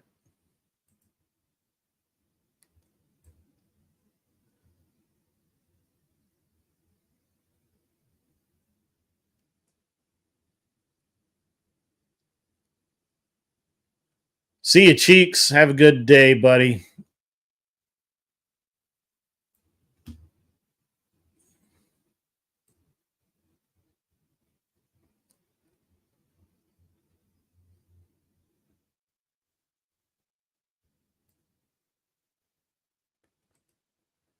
All right, $10 from Seriously Shelby. Get the likes up. Stop being a Pete, Rick, and like the video. Thank you, Seriously Shelby. I appreciate that, buddy. Good job. I like that. That's good. I like that a lot. Thank you, sir. Thank you for the $10. Buddy, go over there and like that. Like the video, guys. Be good.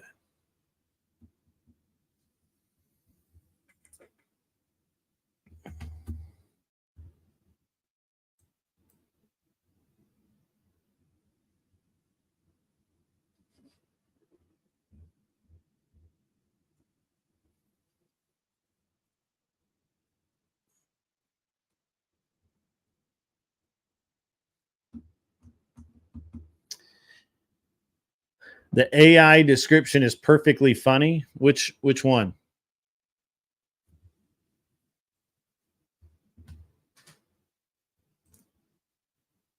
Which description?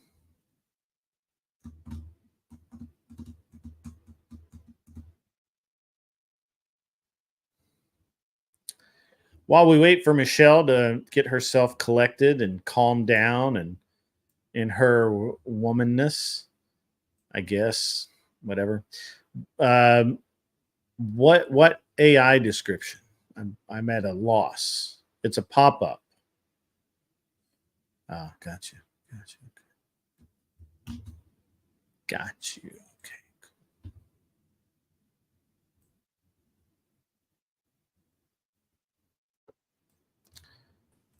Welcome, Michelle. How are you today? Hi, I'm awesome. How are you? I'm good. Doing well. You're going to help me procrastinate and not be productive.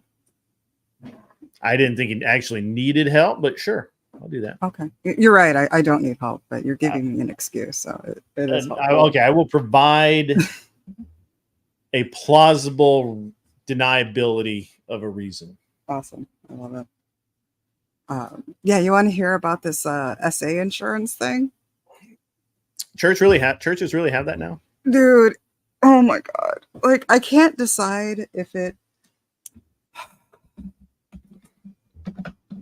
There's not only is it like a thing, but most churches of all religions have it. Now, it's like, it's not an unusual, like, quote unquote, type of insurance. Like, for instance, malls, hotels, like anywhere where people congregate will kind of have like a liability type of insurance where, you know, if somebody gets, you know, essayed in some utility closet by somebody else, you know, the owner will generally have this type of insurance. However, there is something very, very specific and comprehensive and in depth about the church insurance, and they are kicking churches, like they won't insure them. Like they're literally saying the degree of risk is so high with these particular churches that it just simply isn't a good business model to take any money from them at all. And that's wild to me. So do a lot of businesses have this type of insurance? Yes. Is it this type of insurance? No. It is actually quite different. For instance, like I saw policies that basically protected um, I guess you would call it pay, you know, even though it's technically like tithing. But it would like financially protect in the event of like an accusation, like during an investigation or whatever. Now, in any other sort of industry, like a school, or you work for like the YMCA or whatever, if you have that sort of allegation against you, or there is some sort of like investigation, you're definitely not paid during that time. However, for this insurance, the churches are in effect the customers. Therefore, they are there to protect their assets. And it literally like is an insurance, you know, in case you accidentally diddle somebody. Like, it's really fucked up. Like, also accidentally. Yeah, like, yeah, not quite. I use that. Look at what I did. Yeah, exactly. It's really fucked up. So it like the rate that the churches are basically filing the claims, the losses are higher than any other type of industry except for the school system, which is wait, the nuts to me. school system's higher? Yeah, it's like at 34%, and the churches are like at 30, and then everybody else has like 6 or 8 or whatever. Isn't that fucked up?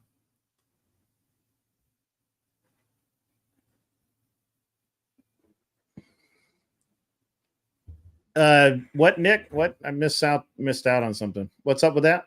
Guy's a dick that just got grid a thumbs down later. What? I missed something.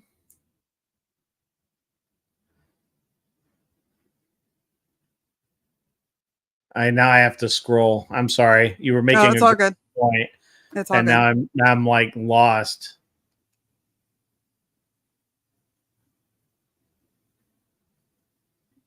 Oh, for somebody who says I know it's definitely Catholic, it's not only all denominations, it's even across all religions, synagogues, mosques. But like, yeah, the Catholic Church pays crazy amounts of insurance premiums. That's the other like really fucked up thing when you really think about it. Like, you're entering into like a church to provide like something. Sorry. That's okay. Go ahead. Okay. You're entering into like this church environment to presumably like have a wholesome environment for your family. And then when you think about it, like 6 cents of your dollar might be going to their diddler insurance. That's like crazy high. Yeah.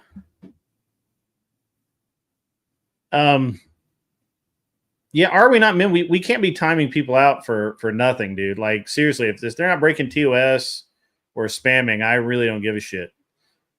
Just let them go. They don't stop timing people out just because you kind of think it's funny.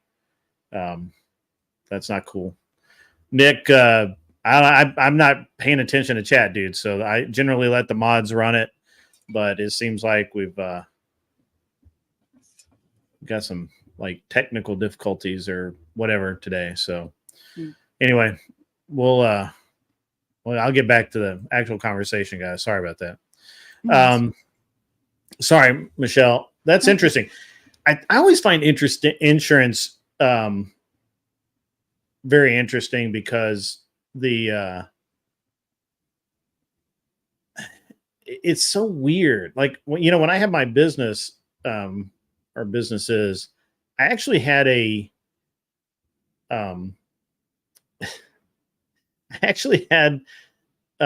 decline a terrorism clause. Wow. Right? Yeah. Because at the end of the day, I had, we were in a city, and it was a business, and businesses can be targeted. And so I guess it's kind of a pretty standard rider. It's like 600, it wasn't even like, I think all of my insurance, together was like $600 for the year or whatever it was. I forget what it was. It wasn't that much.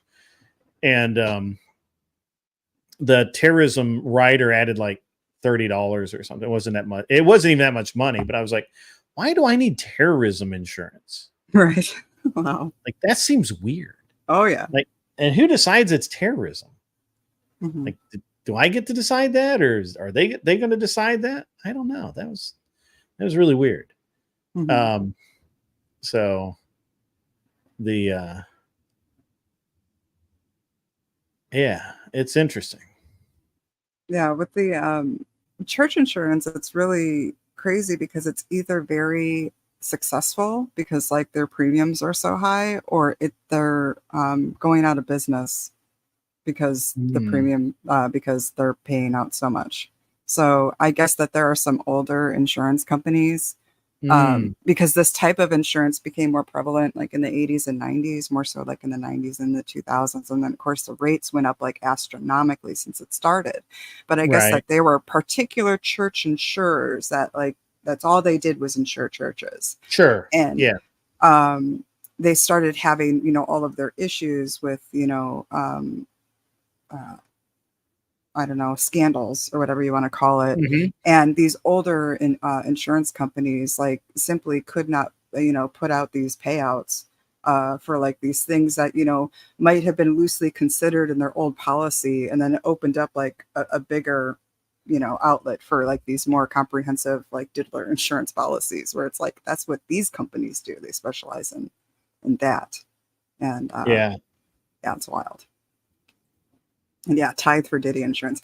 Like, it's not surprising that like it exists. It's just like the degree of it and what it protects some of the churches in the instance from is really wild to me. Like, it's wild. I don't know. So is that? But I mean, does the insurance protect men from being assaulted? I mean, we saw what happened to Andrew the other night. I mean, I would assume if like Andrew were to sue Brian for being assaulted on his property, he could. When you think about it, I mean, he would have had to like, but then it's like I don't understand why you wouldn't like call the police on that woman, you know, and actually take out the consequences on her rather than like that. That just seems like a money grab to me. Like, yeah, you know what I mean. Well, there's so much going on right now. This actually ties into the actual, the day shift in theory is supposed to be about, finance and all of that.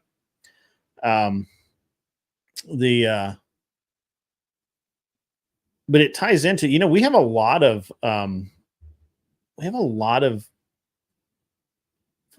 problems financially in this country and a lot of it is based on things that people are used to paying for, but they're used to paying very little for it.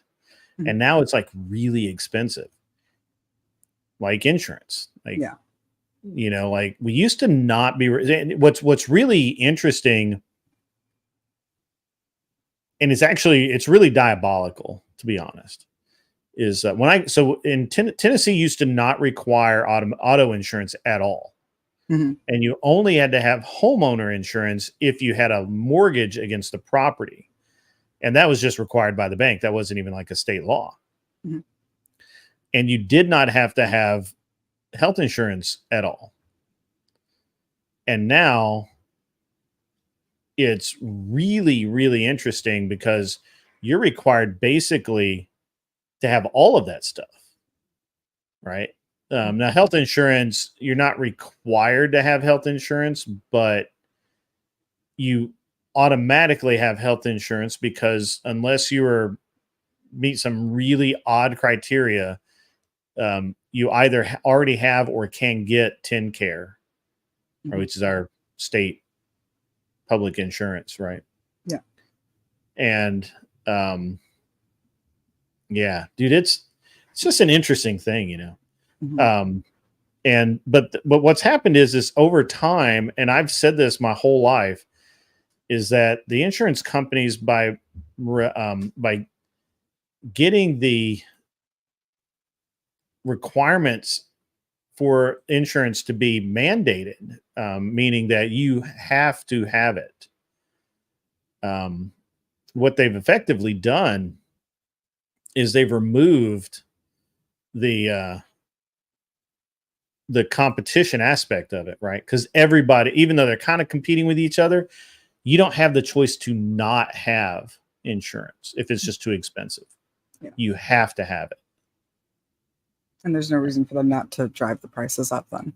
And then, right. Since you have to have it, there's absolutely no reason for it to be expensive. And I've watched that happen in my lifetime. When I got my driver's license, I didn't have to have auto insurance at all. Wow. None, zero. And I didn't for like many years. And it, if I got in an accident, I would just, I ended up having to pay for the damage out of pocket. And, but of course now that the insurance companies are involved, it's very difficult to have any repairs done because the insurance pays more than anybody else. Mm-hmm. Right. They used to not even ask hardly. Now it's getting better, but the whole subject of insurance is weird. And SA insurance is very weird, but I mean, it's just another form of malpractice insurance, basically, right? Like, just like a lawyer has to get, just like I had shop insurance. Mm-hmm. When I owned the body shop and the mechanical shop, we had all kinds of insurance against, if something happened to a car that we repaired, it was just terrible. Right. But like, think of it if like, you made it like a purpose to, because like there's accidents and then there's like, diddling kids. And I just don't, see it as like an accident, per se. Like you could have a bad fix on a car and be forgetful of something and, not mean to hurt somebody. Like I remember I had my wheel bearing replaced and my car came off, my wheel came off on the highway. And that was like absolutely terrifying. And like, I remember dealing with the insurance, and also understanding like, nobody meant for that to happen.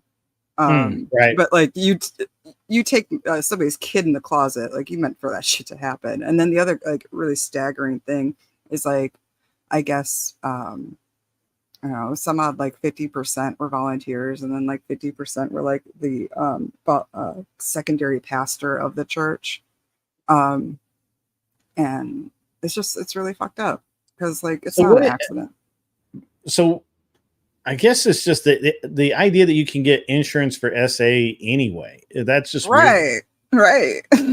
Especially like that type, like I said, I get like a hotel having, some sort of insurance for something like that happening, but like if it's like your CFO and you got to insure that person to SA somebody, that's really messed. Like you wouldn't have that person on. You wouldn't have that person on.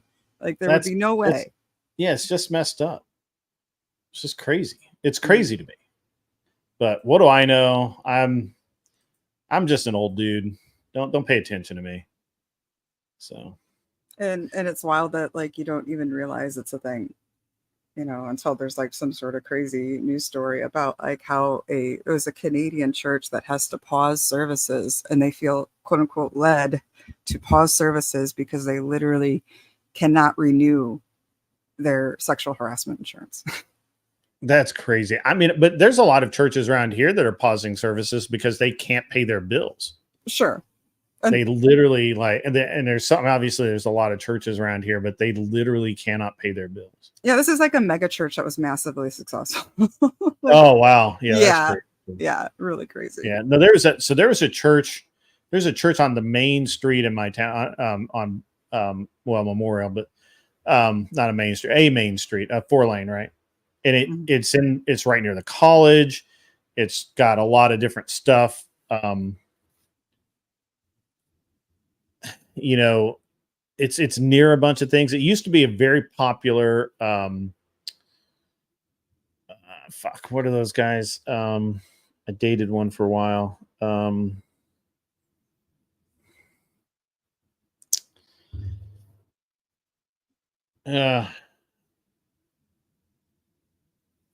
I don't know. I can't think of their specific type of religion or off the top of my head. It'll come to me, but it used to be a church, and I don't know whether they built a new church or that church got absorbed by another one or whatever, but the building ended up being bought by, I think, this like new age or new Christian church, and it was Church of Christ. It had been a Church of Christ church, and I think it got absorbed by another church, right? Like I think their leadership, I think they lost their minister, and their leadership could not find a replacement minister or whatever, and then they just got folded into another church, and the building ended up getting sold, and then this other group took it over, and it was kind of a crazy church from what I know of it. I'm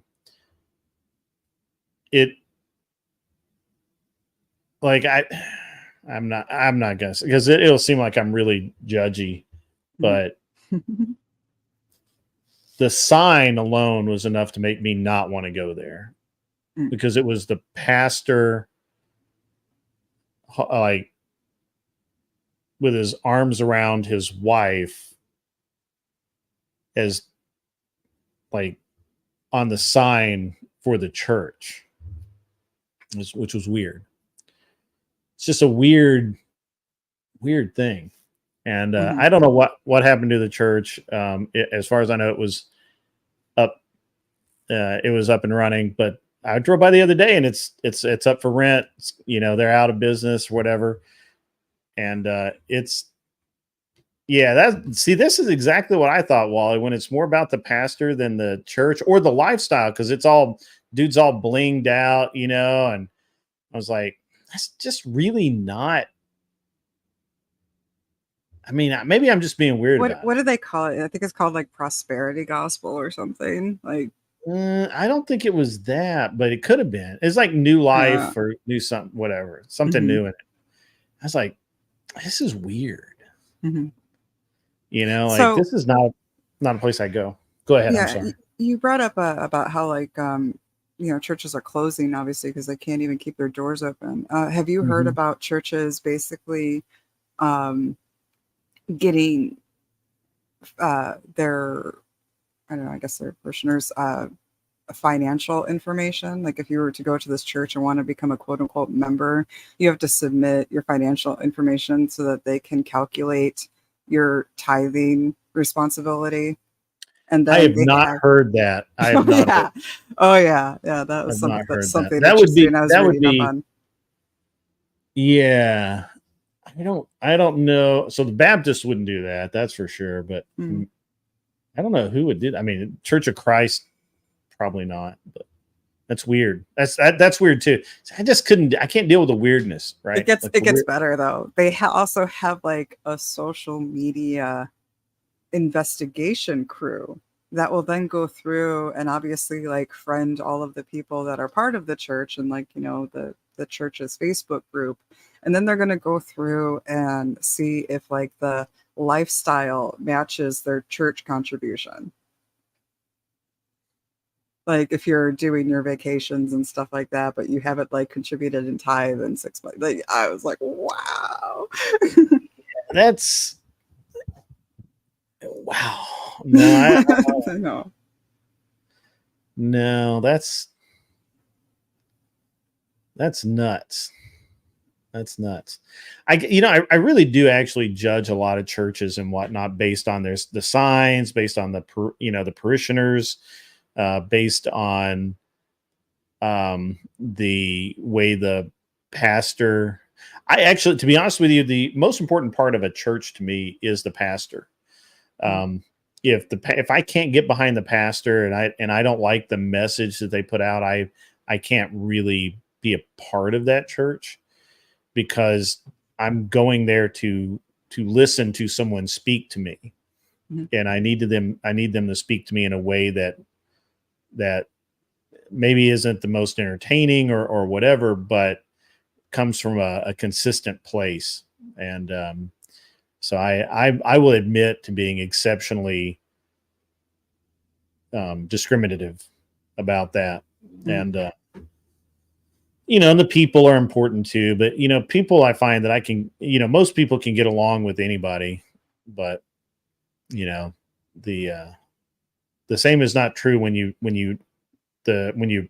have someone that's in a leadership role. So that's really interesting. I hadn't Well, you know what they say, like, as kind of like their initial reasoning for it, because obviously, like, if somebody tells you like the way that I just did, it sounds like, you know, crazy. Like, who would sign up for that? However, your tithe is a tax write-off, and so they basically say it is for the recording purposes. But meanwhile, they're also like judging your income and what you should be contributing, and it's not like a, I don't know. I just feel like it should be like a voluntary, like, you know, it's just a voluntary thing, and it's whatever you can do. When I was growing up, like, we barely even acknowledged that tithe was being collected. It was like on plates at the altar, and you just like walked up during like one of the free times and, you know, contributed whatever you did. And then a receipt might be given to you at the end of the year for whatever tithing purposes or tax purposes. Yeah. So yeah, all that stuff's true. All that stuff's true. Yeah. So what else has been going on, Michelle? Anything cool and exciting? Not too much. I mean, I was just kind of falling into like those particular rabbit holes lately, and it was just an interesting deep dive. Yeah. Have you now didn't you and so I got some notification the other day about a stream from Sarah, but when I clicked the link, it was a private stream. I don't know why I got the notification, but it was a private stream, and so I couldn't see it. Okay. And I was like, wow, that's interesting. How does that work? I don't know how to do that. If it was over the weekend, I know that she had like a late night like drunk stream with a friend, and she just put it instead of public to private, you know, post. Yeah, I don't know what it was. I don't even remember, to be honest. I just thought it was like the first time that I was like, it was the first time I'd been to a stream where I could, like, I'd been invited to a stream that I couldn't get in. And I was like, oh, that's interesting, but whatever. It was cool. I just thought it was funny. So I didn't know if there were like big goings on that I should be aware of. Oh, I don't think so. I'm only like vaguely aware of YouTube on the weekends. Like, I really check out hard, unless like there's something like summoned to address. Otherwise, it's a weekday thing for me. Yeah, I've really got to. Yeah, she said it's private, so I couldn't see it. I get that part. It wasn't specifically to you. The entire stream was probably private. I understood that. I just didn't understand why I got an I got a notification of, hey, there's this, you know, this person has a stream, and I'm assuming that I was either invited to it or whatever. And I was like, I don't remember now if it was a specific invitation, but I just hadn't seen that before. Well, you got gifted a membership recently, right? I don't know. I feel like I saw that recently. I don't know. I haven't paid attention. I don't really go around. So the interesting thing is that I'm between doing this show and all the other stuff that I do, I don't actually have that much time to go watch other people anymore. And I've only been watching a few people who have information that I need to do this stream, right? Like I watched some guys today and yesterday talk about what was going on financially. I didn't expect it to drop quite as much as it did today, but it was a big fucking drop in the market. I don't think people understand how big it is. But it was massive drop. And, you know, there's a bunch of different people are giving reasons for it, but I think that most of the people giving reasons for it right now are just fucking lying through their teeth because they don't want to start a panic. But you know, we'll see. And I've been it's just a really interesting deal. Yeah, the stock market's fucked today. The stock market's going to be fucked for a while, guys. I'm just telling you right now, because people haven't been putting money in it. They've been putting money in real estate, and right now that money that they were putting in real estate is at risk and worth less because the value of real estate is through the fucking floor. Banks are not lending on it.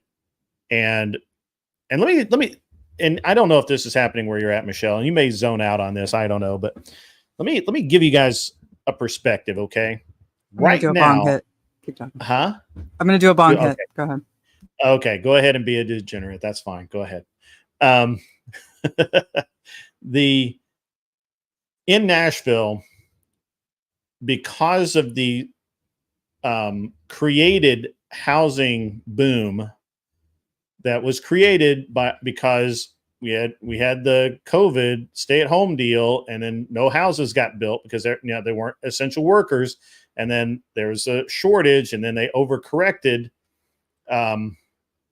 So we have all of these houses built. So in Nashville currently, in Nashville proper currently, there's 18,000 apartments that are unoccupied, that are surplus, right? Like, that's a lot. That's a lot of inventory. A ton.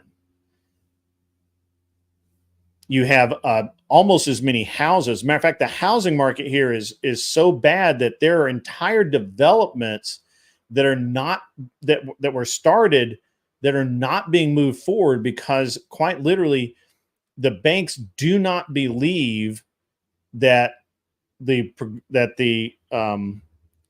metrics that the loans were procured under are going to remain to be true, and so they're literally like nope, the loans, we're not loaning, that line of credit is gone, right, for their construction costs.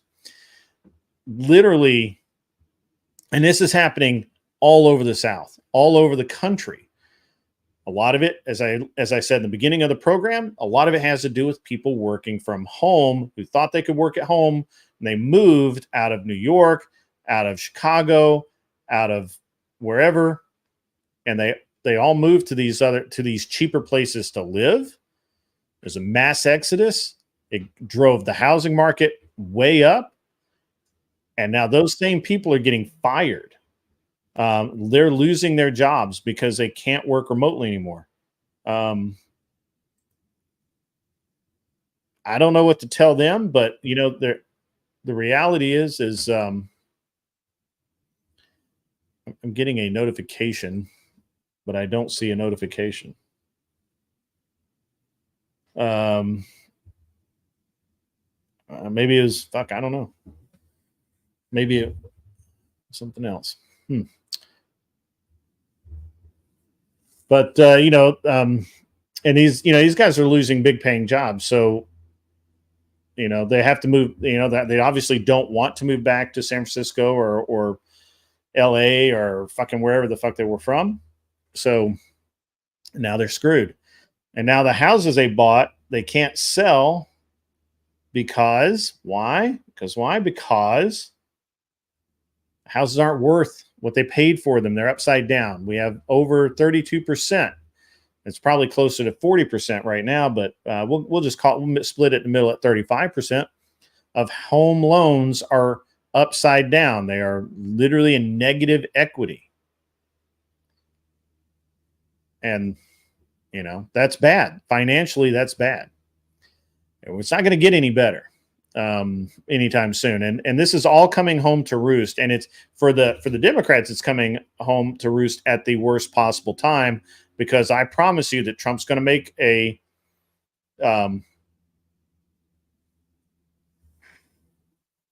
second contact. I don't know. I don't see maybe, do I have another window open that I'm not looking at? Yeah, I don't think so. Yeah, all the real estate everywhere is doing this now, guys. It's not just Huntsville. It's not just everything else. It makes sense why a housing market is actually really stable in my area then. If everybody's might be trying to buy back in this market. Which, seem to take the short end of the stick on that sort of shit. Yeah. Around Chicago. Everybody will buy. Yeah, everybody will buy around the suburbs and shit like that. So like our housing market is stable because of like the hub. Yeah. So I haven't looked at Chicago's housing market, but I know that like so if you look back to say 2021 and look at what the house and going into 22, what the houses were selling for and what they're selling for today, gone. I mean, the value's gone. It's eroded. And so, you know, in the housing, you know, they were really pretty bad. So like I bought my house in 2020 and I think I'm already at like 70K. That's probably equity. right. Rip. Yeah. Like it did nothing but like go up over here. Even with the COVID and everything. Yeah. Yeah. Again, I think if Trump's smart, he's going to point to this, you know, this is all failed. And if he's really smart, what Wall Street is trying to prescribe this to is the Wall Street is trying to prescribe this to the jobs report. So, you know, that would be, if I were Trump, I would be like singing that at high decibels as to what a failure it really is. So anyway. All right. Let's see what else. So, all right, guys, negative equity. What a ripoff. Yep, absolutely. Well, that's what happens when you're paying over asking for houses at, you know, and taking taking out a mortgage with the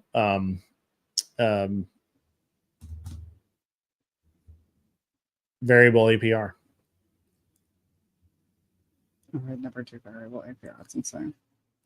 Yeah, Huntsville has a large tech bubble, but Huntsville's also kind of running away right now. All right, guys, it's 2:14, and now is about the time I start at. You know, look, if you guys want to come on the program as a caller and ask a couple of questions or chat or whatever, just you know, get a hold of one of the mods and come on. That's fine. And we will we'll make it happen, Captain, and we'll have a good close out to the show. I will, as always, try and close out at 3:00 in about 45 minutes. But if we go long, we go long. That's fine. So if anybody has a bone to pick with me, they want to argue over things, it's like, fight me. Yeah, well, not fight, but you know, I have a lot of pent up energy. That's not true. I'm tired today. It's Monday.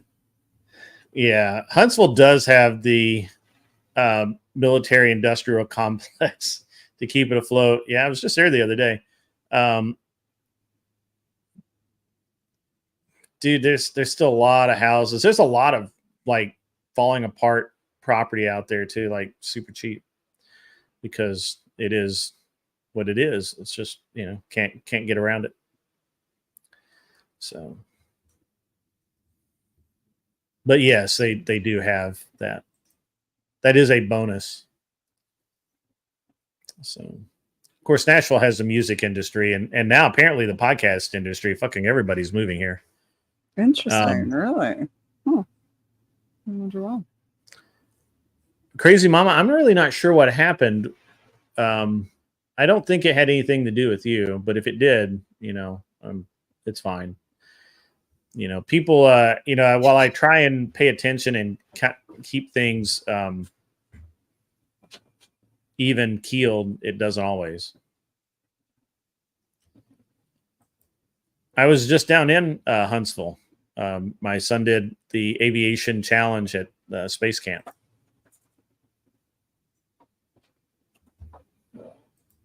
That's not good news right there, boys. It means food's going to go up.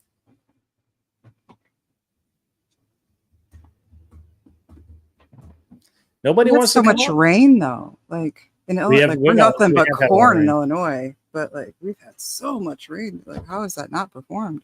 It's been a wet year. Yeah. It's been a very wet year. The matter of fact, this is the first week that I've been able to even think about doing any painting, because it's just been so wet all summer. That is that why it didn't perform? Was it too wet? It could be too wet. I'm not really sure. Yeah, usually when we have, I like, know a the other really day wet I summer. went to, so a week ago I went to Huntsville to drop off my son at Space Camp, and it was literally, it rained so hard that I couldn't see out of the windshield of the truck, and I had to slow down to like 20 miles an hour, which, you know, where I normally run 80 miles an hour. So Of course you do. yeah, it was very, I mean, everybody else was slowing down too, because you just could not see. It was raining so hard. But that's actually something I find pretty normal in Alabama. Alabama gets a lot of rain. Jess will be back in about 10 minutes as well, so we'll have some other people to chat. Last week was second hurricane season. So for those of you that don't live in the South, we have two hurricane seasons. We have early hurricane season, where the hurricanes come in off the Atlantic coast and go across Florida up into Georgia and into East Tennessee and come over. And then we have second hurricane seasons, where they come up the Gulf Coast and come up through Alabama and into Tennessee. So we get we have two hurricane seasons. So Yeah, but you don't have snow. So, no, we get ice, which is kind of worse. mm. Oh, you're in Georgia, Shelby? I used to get to Georgia a lot in very specific places. So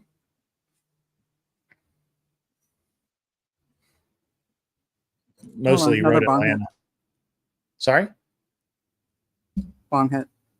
Oh.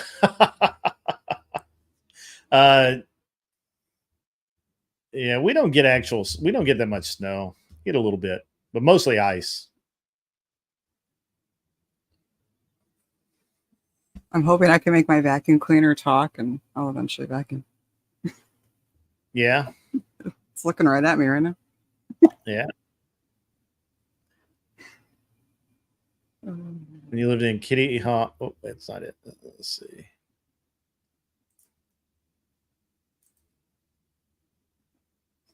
We lived in Kitty Hawk. Two of my friends said they stayed during a hurricane, drank beer, and shot pool at the bar. Yeah.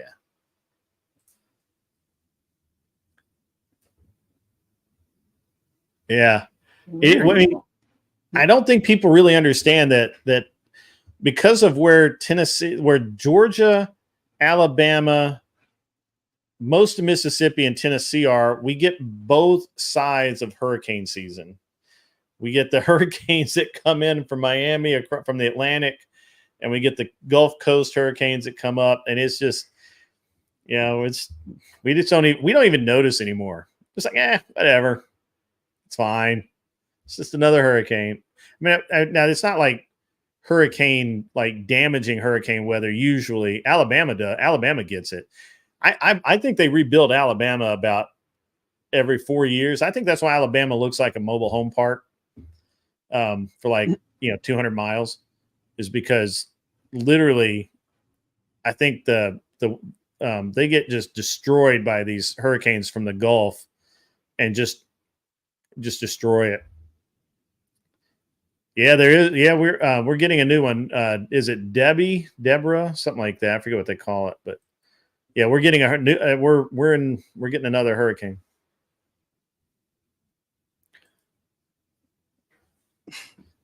Yeah, so we get ice here, and it's seriously crazy stuff. Like, it's an amazing amount of ice.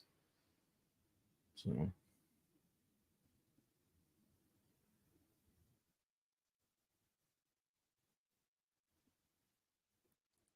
What fighting words, Mr. Boulay? Which part? Or Debbie, yeah, it's going to hit Savannah and Florida. So I used to go to Savannah, Georgia all the time. Roebling Road's down there, which is a racetrack, and I used to go there all the time. Obviously. It's a good idea, Nick. Nick, I think that would be disgusting, to be honest.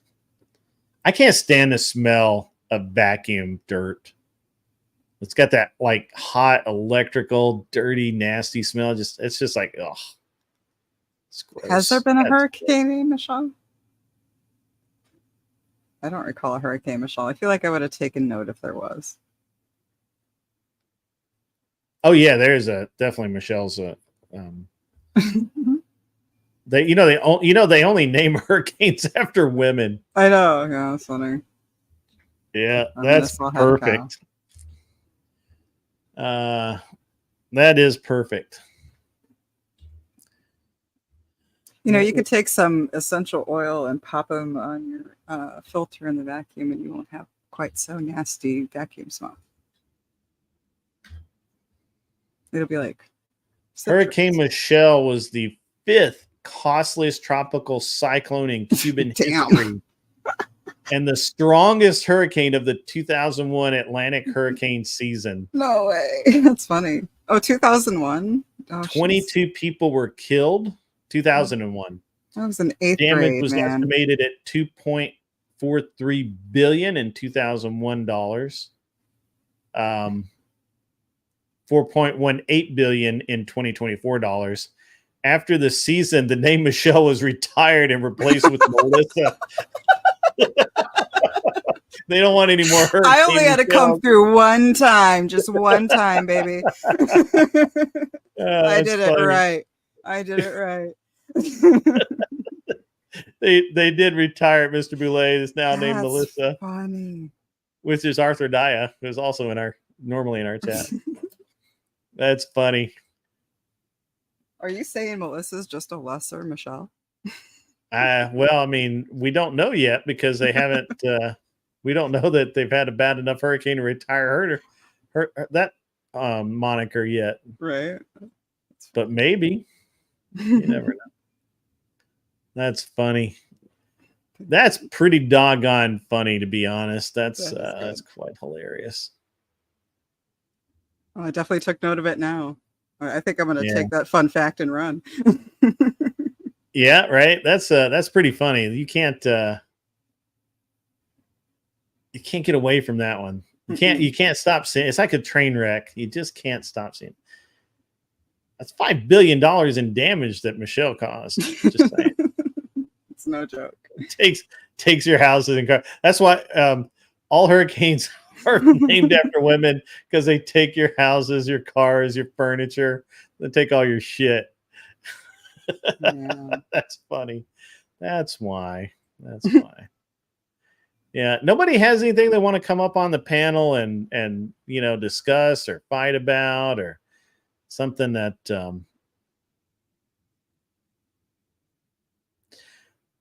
yeah, it's true that they did used to name hurricanes after men, but I think at once Matthew, maybe it wasn't Matthew. There was a particularly bad one, so I think they switched over to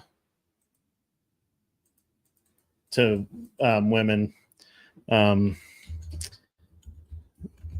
I got to look that up. I'm sorry, I can't let that one lie.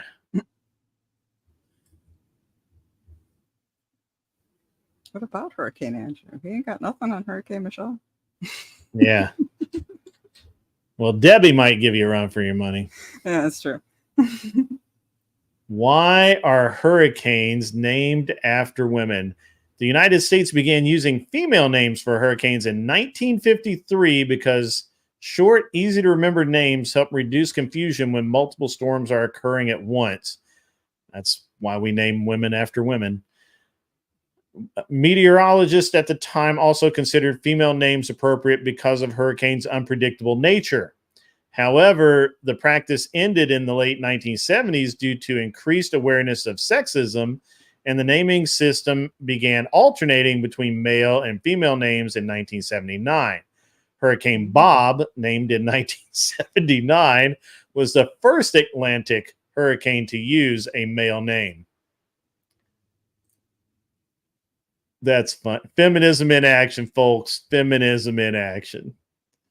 They were pretty swift about that. That's not very much time for them. 53 to 79. That's pretty efficient for feminism. Yeah. I think Hurricane Andrew was really bad too, because he fucks shit up in debates. That's funny. I think Hurricane Andrew destroyed most of New York, which would be great. Let's see. Feminists got pissed. You're right. They did. They sure did. They handled business. Yeah. This is fucking Andrew, dude. It's hard to believe that I know people with the qualities of hurricanes. Hurricane Andrew was a compact yet powerful and destructive Category 5 Atlantic hurricane that struck the Bahamas, Florida, and Louisiana in 1992. It is the most destructive hurricane to ever hit Florida in terms of structures damaged or destroyed, and remained the costliest in financial terms until Hurricane Irma surpassed it 25 years later. Andrew was also the strongest landfalling hurricane in the United States in decades, and the costliest hurricanes to strike anywhere in the country until it was surpassed by Katrina in 2005. In addition, Andrew is one of only 4 tropical cyclones to make landfall in the continental United States as a Category 5. Wow. So Andrew fucks shit up. I think Andrew should read that as his bio from now on. That's just fucking hilarious. Hurricane Andrew just fucks everything up. That's badass, actually. Hurricane Andrew. Someone tell Wes Watson. That's good, Wally. Oh, that's funny.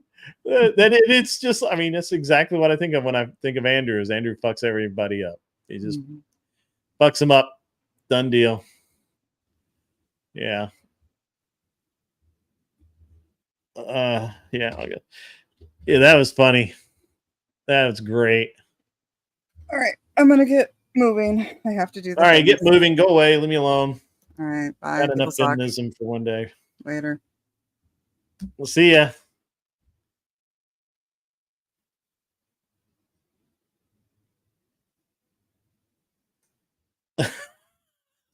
That's funny. The fact we had to name hurricanes after some men after feminists got pissed is proving how emotional women are, and that naming hurricanes after women is appropriate. Yes. That's fucking awesome. Yeah. Nobody wants to come up and jabber.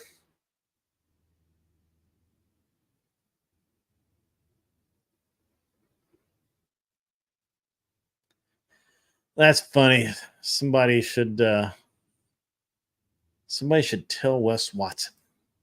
There's no Hurricane Wes. I'm just saying. Impulse control. Dude, that guy, that was like the Special Olympics of fucking debating, bro. Like, it was terrible.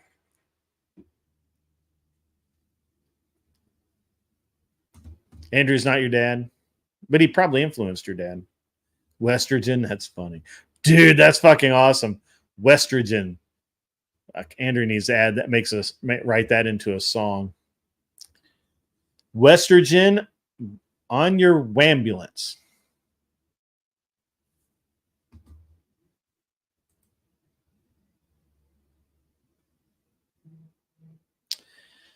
We're going to get Mr. Boulay, the head moderator, to come on up.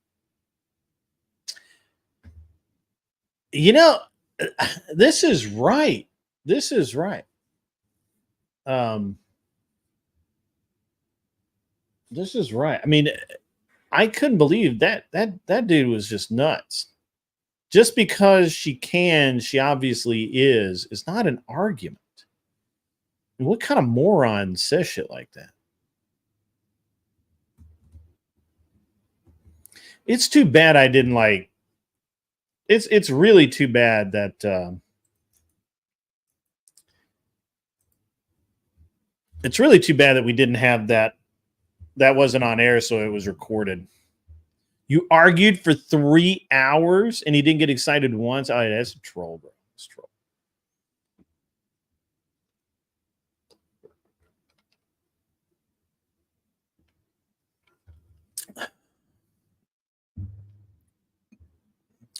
Well, actually, I did that, Shelby.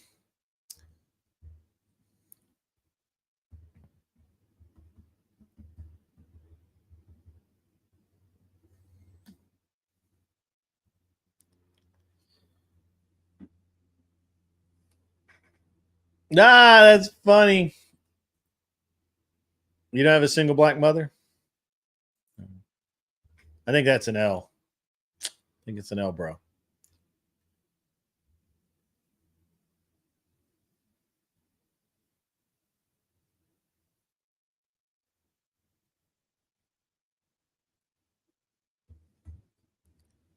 Who was that guy? I didn't, because Glenn turns the names off, so I couldn't see who he was. Other than some dude that probably had way too many bong hits today.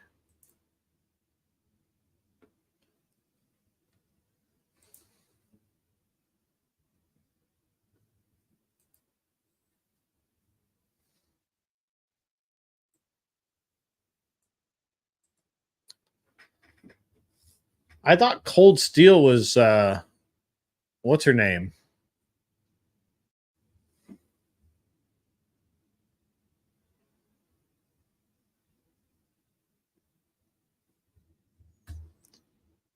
I would really like to know. I keep hearing the sound of alerts. I'm not getting any alerts.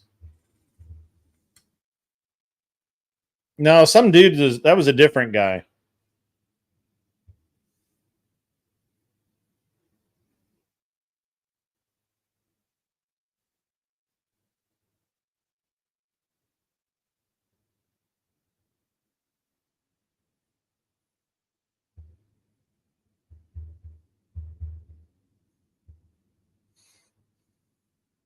Well, maybe it was coming from my phone. Welcome back, Jess. How are you? Hello. Sorry I took a while. I had to say goodbye. That's to William okay. and stuff. That's okay. So what's happening?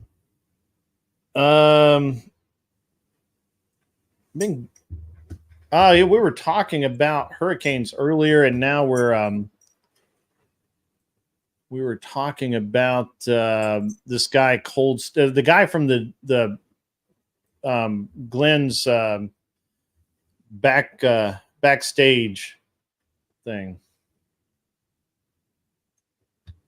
The backstage thing with Glenn. Yeah. I woke up to that. I fell asleep while they were talking about Rollo. Oh, you know what? I bet it is that. And then I woke up and the stream was over and they were backstage just going at it. And I was like, whoa, I must have missed a lot. I don't know what I missed because, I was sleeping. They bored me. Sorry, but I was bored to tears and I ended up asleep.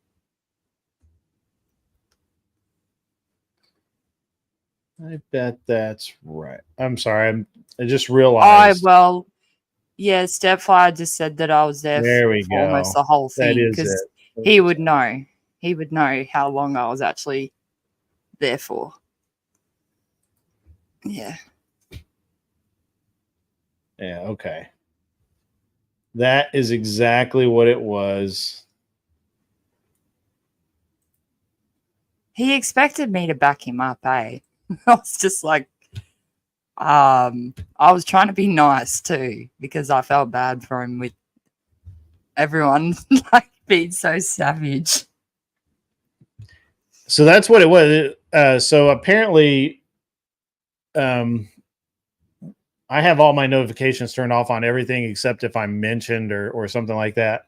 But when I joined your Discord, it has the all notifications noted, and I'm like, why is it I keep getting this notification sound? And it was because of you. I'm sorry, I'm still working out how to use everything. Right. I'm computer illiterate. Once I figured it out, I was like, yeah, okay. I will fix it. I haven't had time to actually set up my Discord. It's okay. It's just I should get someone to help me with it because I don't know what I'm doing. I don't either. I had somebody help me. All right, let's see. Getting pretty close to time to wrap this up, guys. Nobody wants to come up and like yell at me or call me names, tell me I'm a bad person, tell me that I don't know what I'm talking about, that my new thumbnails have been sucking lately. I need to take art classes. Do you want to be roasted? Do you agree? No, I just find that people talk out of both sides of their mouths a lot, and so I'm just always ready for whatever, I like that. I'm always ready for people to be like, "Oh, you're so great!" Like, what a fucker! I really want to introduce you to my man one day. I think that you should get along so well, and all this mechanical stuff that you're into, you should be talking for hours and hours. Yeah, that's actually what I'm going to do when I get done with this. Is I have 3 Mini Cooper. I've been through this before. I've got 3 Mini Coopers. I bought them. Started with one for my wife, and then I bought another one that's pretty much done now. And I bought another one to get parts for that one. But I never took any parts off of it, so it's a nearly perfect car. I just need to do a tune-up and some other stuff on it. Nice. Matter of fact, so I'm trying to get through and just get them all done. And I'm actually going to do mechanical work today, which I like. It's like therapy for me. And because, people suck, but cars don't. And, nice. So my man does that. He's building a Tirana at the moment from the ground up. Tirana? You don't know what a Tirana is? A Torino? Really? A Ford Torino? Maybe you pronounce it differently. Is it an old I'll send car? you. Yes. I'll send you some stuff in Discord about it because it might. Ford? No, I don't think so. Yeah, I think so. Okay. I'm not very good with cars, so I only know pretty much what I know about cars is what he's told me, the way he talks about it. He talks that complex. I have no clue what he's talking about, and I can't keep up.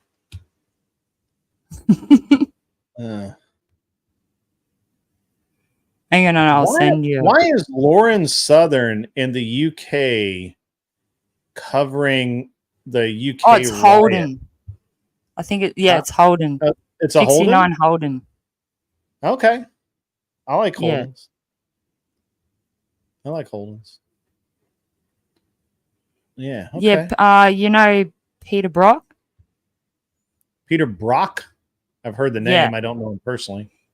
Yeah. Well, he's like a famous racer.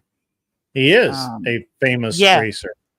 Yeah. He's well known for Tiranas, locking Tiranas or driving them. I'm pretty sure he was racing in them.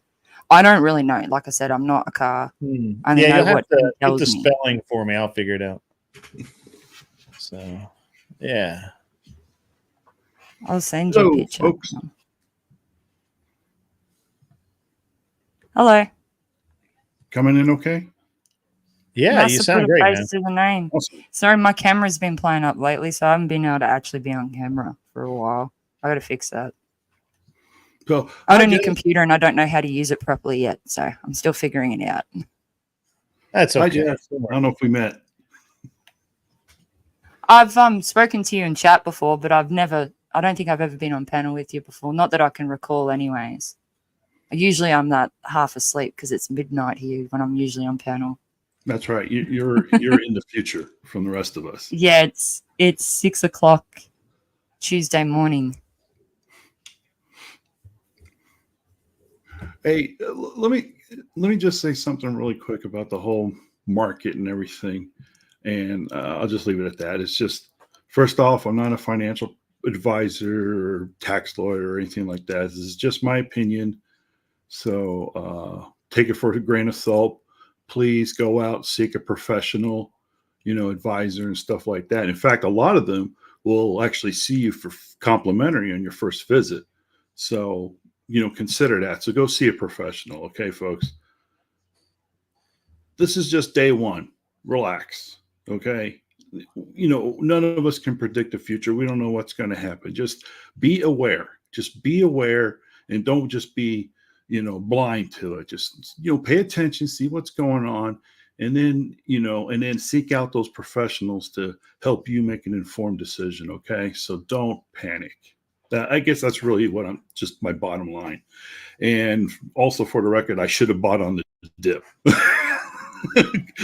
Gold dropped nearly $80, and I was like, I should have bought a quarter ounce, but I didn't. So just, again, my opinion based on nothing else other than let's just relax and see where things go. Okay. And end of soapbox.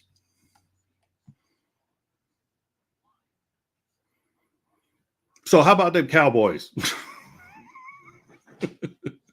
I actually, Oh, yeah. I think gold's going to drop back down. I don't know that.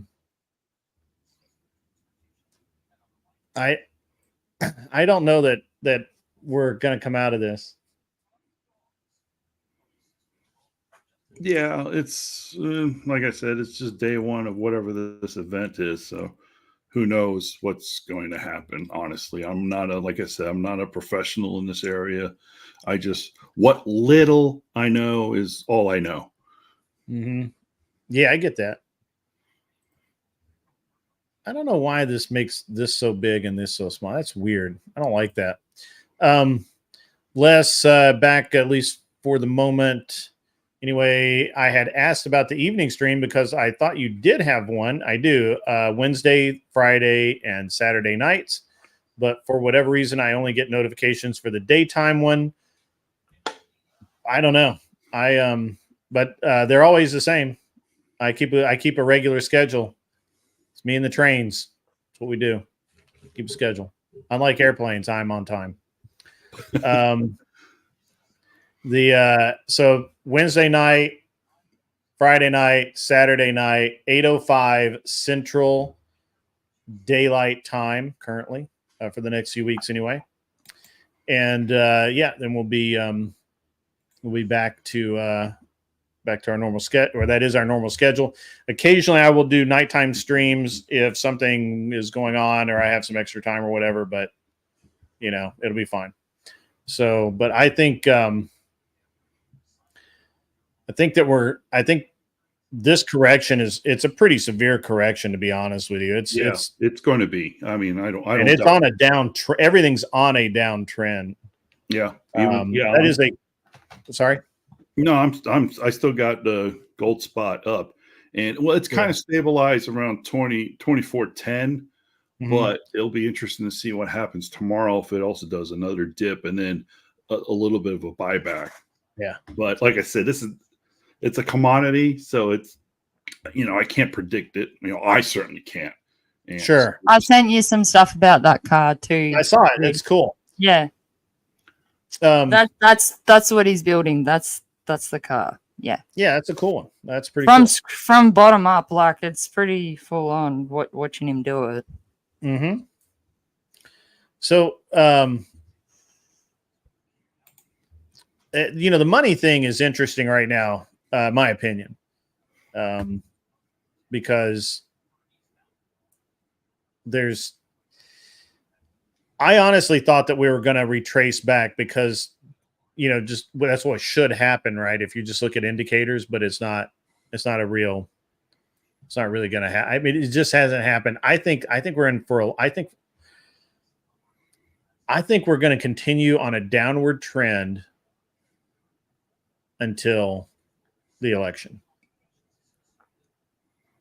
Unless it looks like Trump is a clear victory or Kamala, until there's it looks like it's going to be a super clear victory. I think it's going to continue down, and I don't think there's anything anyone can do about it right now. So I could be wrong. I hope I am, actually. So, I didn't realize that they were doing a bunch of riots in the UK. Did anybody know about this? How did I miss this? Because I just saw that. I don't watch the news, so I miss a lot of stuff in the news. Yeah, I just saw that news flash for coming on here. I was like, huh? The heck's going on? Yeah, I don't even have a TV. Do you guys have a TV? Technically, I don't have a TV. Good for I watch you. TV like 2 hours a week, and I I actually didn't don't grow even up with watch a TV. I'll watch a movie or something. Like I've seen TV and I've had TV on and off kind of thing from being like around others. But I grew up not in the house. Not in the house now either. No, all I use my TV for is watch my Paramount subscription, so I can watch all my Star Trek, and that's it. Everything else I do right here. Yeah. But YouTube's yeah, good no, for it's a lot of weird. it. You got that stuff. I don't know what, I haven't read any articles about what's going on in the UK, but things are heating up in the Middle East for sure. And I would argue, again, not a professional, but I would argue that's also a factor as well. So there's all kinds, there's all kinds of things going on, left hand not knowing what the right hand doing or whatever that saying is. I don't know. It's just things out there because I would say that yes, when things heat up in the Middle East because of oil and how they supply oil to the world and stuff, yeah, and anything goes there, it definitely affects market prices and all that stuff, sure. So there could be multiple factors out there. But like I said, I think for today, let's just kind of be calm and relax and then see what the next day, happens and then make adjustments then.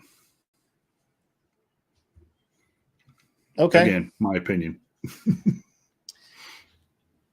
So my beef, I don't know if you're going to change topics, but yeah, my beef with you is no, all of Alabama is not a trailer park. Just,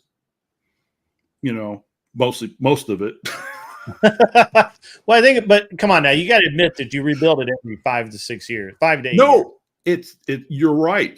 Back in my little story, back in 2011, this house, new construction. So I'm the original owner, brand new construction in 2011. Moved in March that year. And then literally 3 weeks to the day I moved in, we had EF5 tornadoes come ripping right through just north of Madison, Hazel Green, Monrovia, all the way up near the Tennessee state line. And it just wiped out all these homes and people and this. Well, not wipe out people, but yeah, there was fatalities, unfortunately. But just so many homes are just devastated in it. Hit all those major power lines and everything. So I was out of power for almost 2 weeks, and really got to know all my neighbors around here. So we all pulled together and, everybody fired up the grill and everybody dumped their food out of their fridge and everybody was having a barbecue. So you just literally go to house if you're hungry. And so we were also supporting each other in that regards. So yeah, I mean, yeah, it's that northern part of Alabama from there to the Tennessee state line is definitely Tornado Alley for sure. And that's why I don't live up there. I actually live further south. I'm actually not far from the Tennessee River.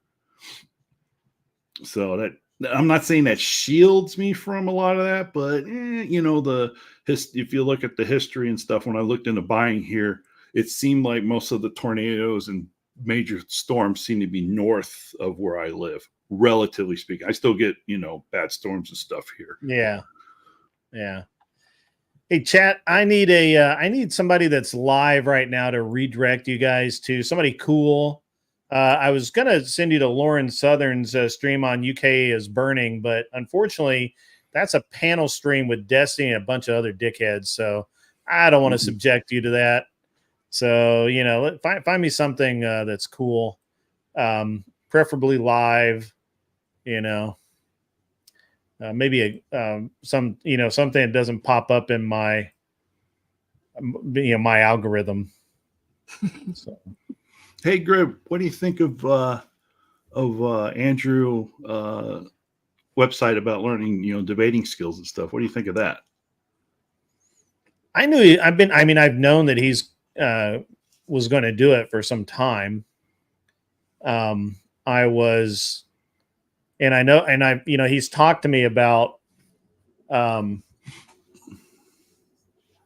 about the course a couple of times. Nothing specific, just, I'm working on this, I'm working on that, whatever. Oh,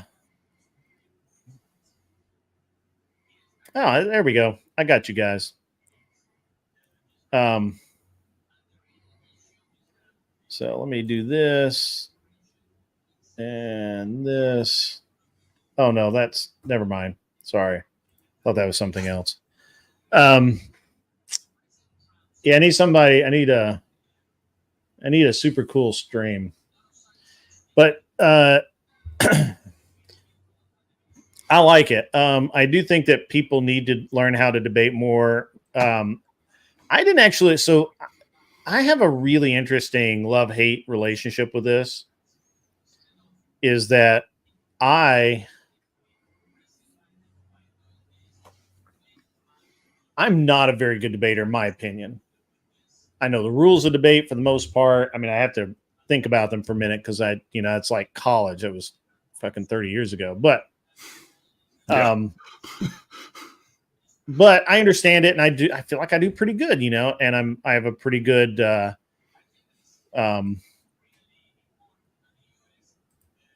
no, you're great good with reaction time. Yeah. No, you're great with discussions and debating like in an informal kind of setting, Yeah. I don't know your experience, but maybe in a formal setting, different. But when it comes like panels like this, well, I'm too brutal. You do great. I'm too brutal. You're a blood sport light debater. Yeah, so I mean, like I'm just like, no, you can't do that.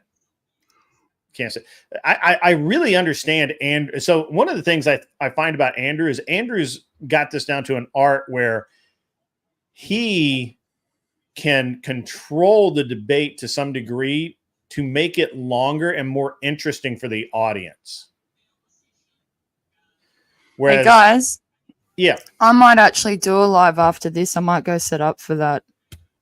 Yeah, if you can set up in like 5-10 minutes, that'd be great. Yeah. Okay, I'll try and be as quick as I can for you. It's not hard. Just, yeah, but I'm a woman and we take forever. So like, I'm just. All I'm hearing is prattle. Yeah, well, we're good for that. You should have heard it earlier with Glenn. All I'm hearing maybe is it's all that this, prattling I was listening to on Glenn's stream that's kind of like infected me a bit. Yeah. There was a lot going on there. And I was a woman there and I wasn't even doing any of it. Pretty interesting. But anyways. You're still here? Bye. Shouldn't you be setting the stream up? Okay, I'm going. See ya. Thanks for having me, by the way. Put an extra shrimp on the barbie for me. Yeah, there you go.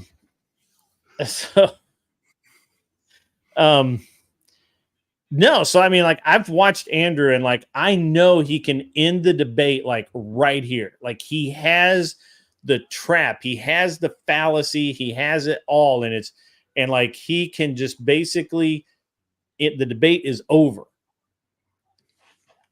And he will let them slide around a little more so that he gets a little more entertainment out of it. Mm-hmm. And I'm like, that's really pretty cool. Yeah, he did that with that what's her name? Pixie. Oh yeah. Pixie. He's like leading them to the argument to use against him so he can keep going. It's like it's the most charitable thing I've ever seen in my life. I'm like, wow. Talk about charity to the poor. He is he's really helping out here. So I always thought that was, but I'm not like that at all. I'm like, I am brutal, right? Like, did you see the thing with Glenn the other night when against Beans? Mm-hmm. I did. And the way I was hammering Beans versus the way that Glenn was dealing with Beans was like Glenn's like being very, because he was really tired. He was just not at his best, and he. I know that it takes a lot for him to admit that, but it was pretty obvious, I think, for everyone to see that he just wasn't doing anything. And I'm sitting there like, Beans would try and get me emotional. I didn't do that. I use strong tones, but that has nothing to do with me being angry one way or the other, right? No, And, no, and you don't like. That's the problem that I have, is that I am just like, I just want to end it. Like, I'm like, I don't even want to hear your prattle. Just like, make your point. You're not going to make a point. You're not going to make a point. You're not going to make it. Like, you missed out because we were having a private debate, or not a debate, but a panel. Stepfire was there, and I was in that. I was in the chat for like maybe 3 minutes, and I was already told the guy, like, you're arguing in bad faith. So I forget what I called him, but I started just going right, complete ad hom on him, because if I was like, look, if you're going to argue in bad faith, I'm going to be worse. like, I'm not arguing in good faith if you're not going to argue in good faith. So it was very what's funny. good about your, if I can use the word style. Yeah.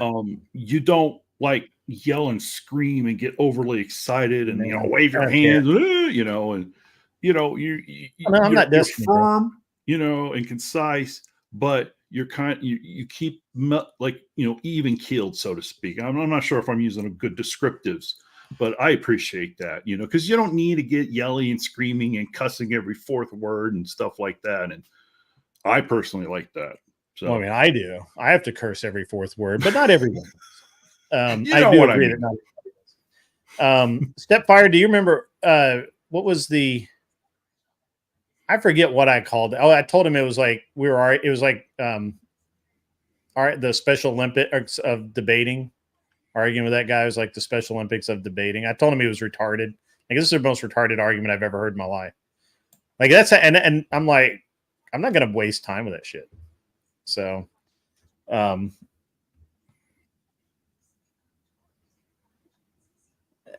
yeah, Glenn's good at building bridges when he's awake, but yeah, you have to be awake. Yeah, no, he was tired. I think his heart was there for the debate, but yeah, I mean, he was just exhausted. I mean, he spent so much time with was it RP Thor and helping him out with everything with him. Yeah, well, he'd been awake for like 30 some odd hours, right? Like, he was just like, and helping him, I guess, get to and from treatment, and helping him at home with I guess just helping him at home and stuff, because he stayed with him for a couple of days. So he was being a good friend and everything. So so I don't like to debate. I don't. I mean, I will if I absolutely have to, but I don't like to. And it's but one thing I've noticed is that there's a lot of people who just seem like they seem like that they're ready for debate, or they want to debate, but they don't know how. And I think that Andrew's course is really good for that. So yeah, I certainly hope it takes off for sure. I think it will. Because a lot, like you said, a lot of people were asking, for some kind of content like that, and I think he delivered. Yeah, I think Glenn could have brought up, was that sacred versus secular marriage, and ended debate early.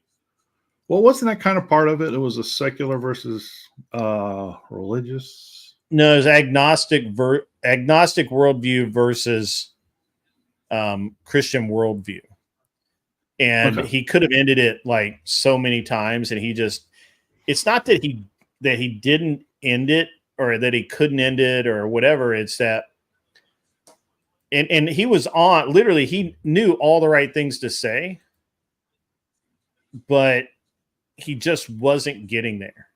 You know what I mean? Like, he just, and Beans kept moving goalpost. Beans, look, Beans was, let's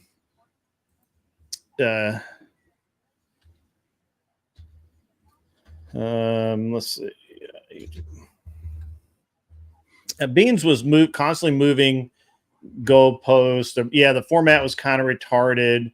Yeah, I thought it was gonna be like a Beans 2-on-2 kind of thing. I think it was like you and Glenn versus Bean and one No, of those so other the persons. moderators were allowed to ask questions, and I wasn't even going to say anything except the thing is Beans kept going he kept going 200. So it was like, how is the worldview good for the world? Mhm. And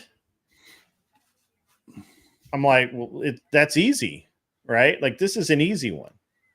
And Beans would move it back to history, right? Like, how can you say that when God says it's okay to murder, but he says, thou shalt not murder in the 10 Commandments. And then you've got to have a whole discussion about that.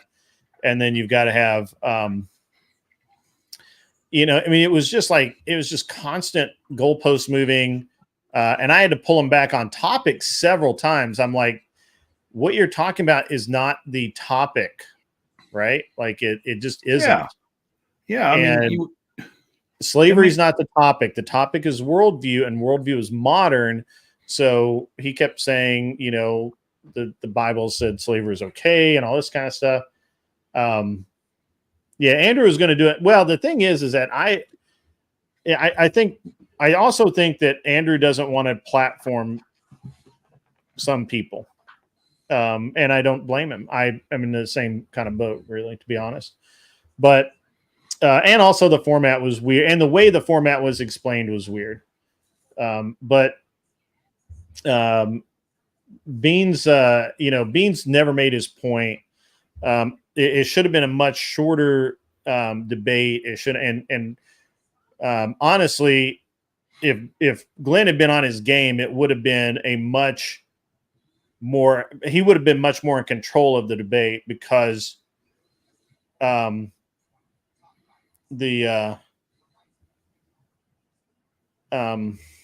would have been a more robust debate for sure, And well, I agree that Glenn would have been much more in control of it. Yeah. One thing is that Beans kept like changing things, and Glenn was not saying, no, stop, you're getting off topic, come back. This is what we're actually talking about. Glenn also took a position early on. He should not have. He should have maintained. He should have maintained a neutral position and said, "I don't know which is better." Yeah, prove to me that your agnostic viewpoint is better. Just like what Andrew did with Destiny about the right. And it's not wrong to do that. It's oftentimes the wrong thing to do because you can kind of get in trouble because they can say, okay, this is my worldview and this is why. And then now you have to, once they've done that, then especially if they can lay the groundwork properly, it puts a larger onus on you. So you kind of have to be careful when you do it. You have to really be good like Andrew to be able to do it. And, and you have to be awake. The biggest criticism I had for Glenn, and I talked to him about it, was that he was just so tired that when Beans would do something like Glenn would ask him a very specific question, what about this? And Beans would ignore the question that he's asked and start talking about slavery or how people are treated in the Middle East or some bullshit like that. And it just wasn't that good. Midnight Newton, I don't actually know if I still have the link, but I think it's on Glenn's page. You can go look at it. I did restream it, so it's actually on my page too. I'm just not sure if I titled it or anything. So you should be able to find it though. Yeah, it was just a couple days ago. Yeah, so, but guys, it's after 3:00. I'm going to send you to Jess. It's all set up. You guys have a great rest of your day. Happy to see everybody out in chat.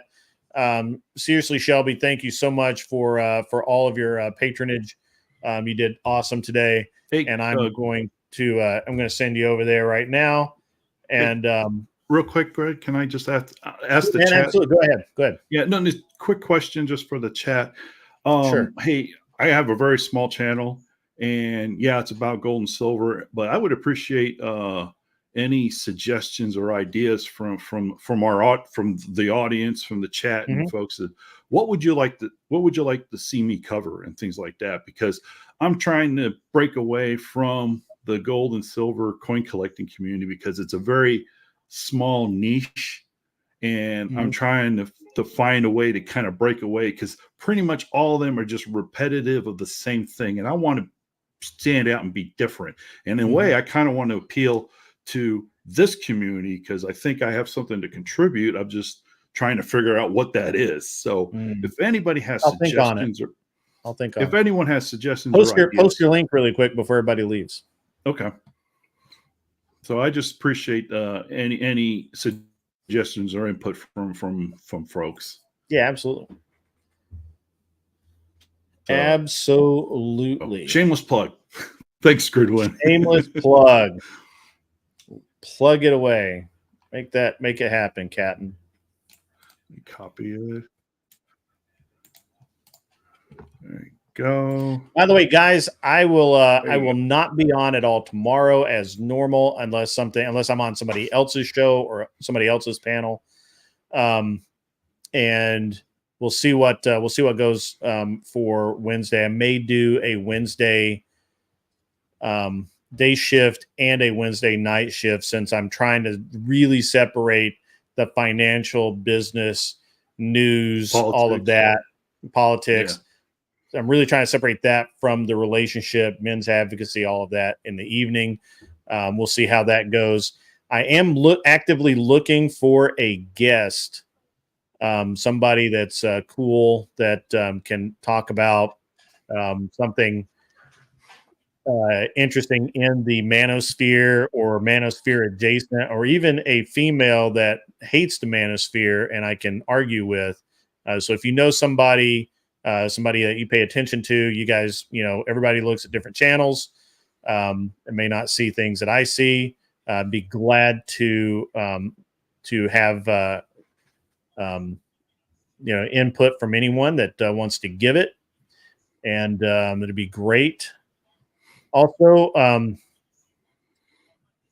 having the worst luck with merch designers. Really? I've had multiple people offer to do the art. I'm willing to pay the, whatever the rate is on Fiverr or whatever. I've been on like 3 websites to design art. None of them are getting it done. So I need someone, if you know somebody that does t-shirt graphic art, I'd love to talk to them. Or if you're an artist and you want to do some art and want to make some money, let me know, because I need to get this stuff done. I've been waiting a month now, 6 weeks, and I'm getting annoyed with it. To be honest with you, I do not actually have very much patience. It just seems like I do, and I'm getting really aggravated right now, not being able to get my merch done. So yeah, I'm ready for some Grid One merch. Yeah, I think we got to do. I mean, we got big plan. I have the guys lined up to make it. I just have to get somebody to throw down some designs. Yeah, John Smith actually said that he would do it. I need to get him in here and talk to it. Make sure you do some ball caps. We're doing a lot of hats. We're the same people that make the Hawk Tua hats. They're making my hats and everything. Oh, okay, cool.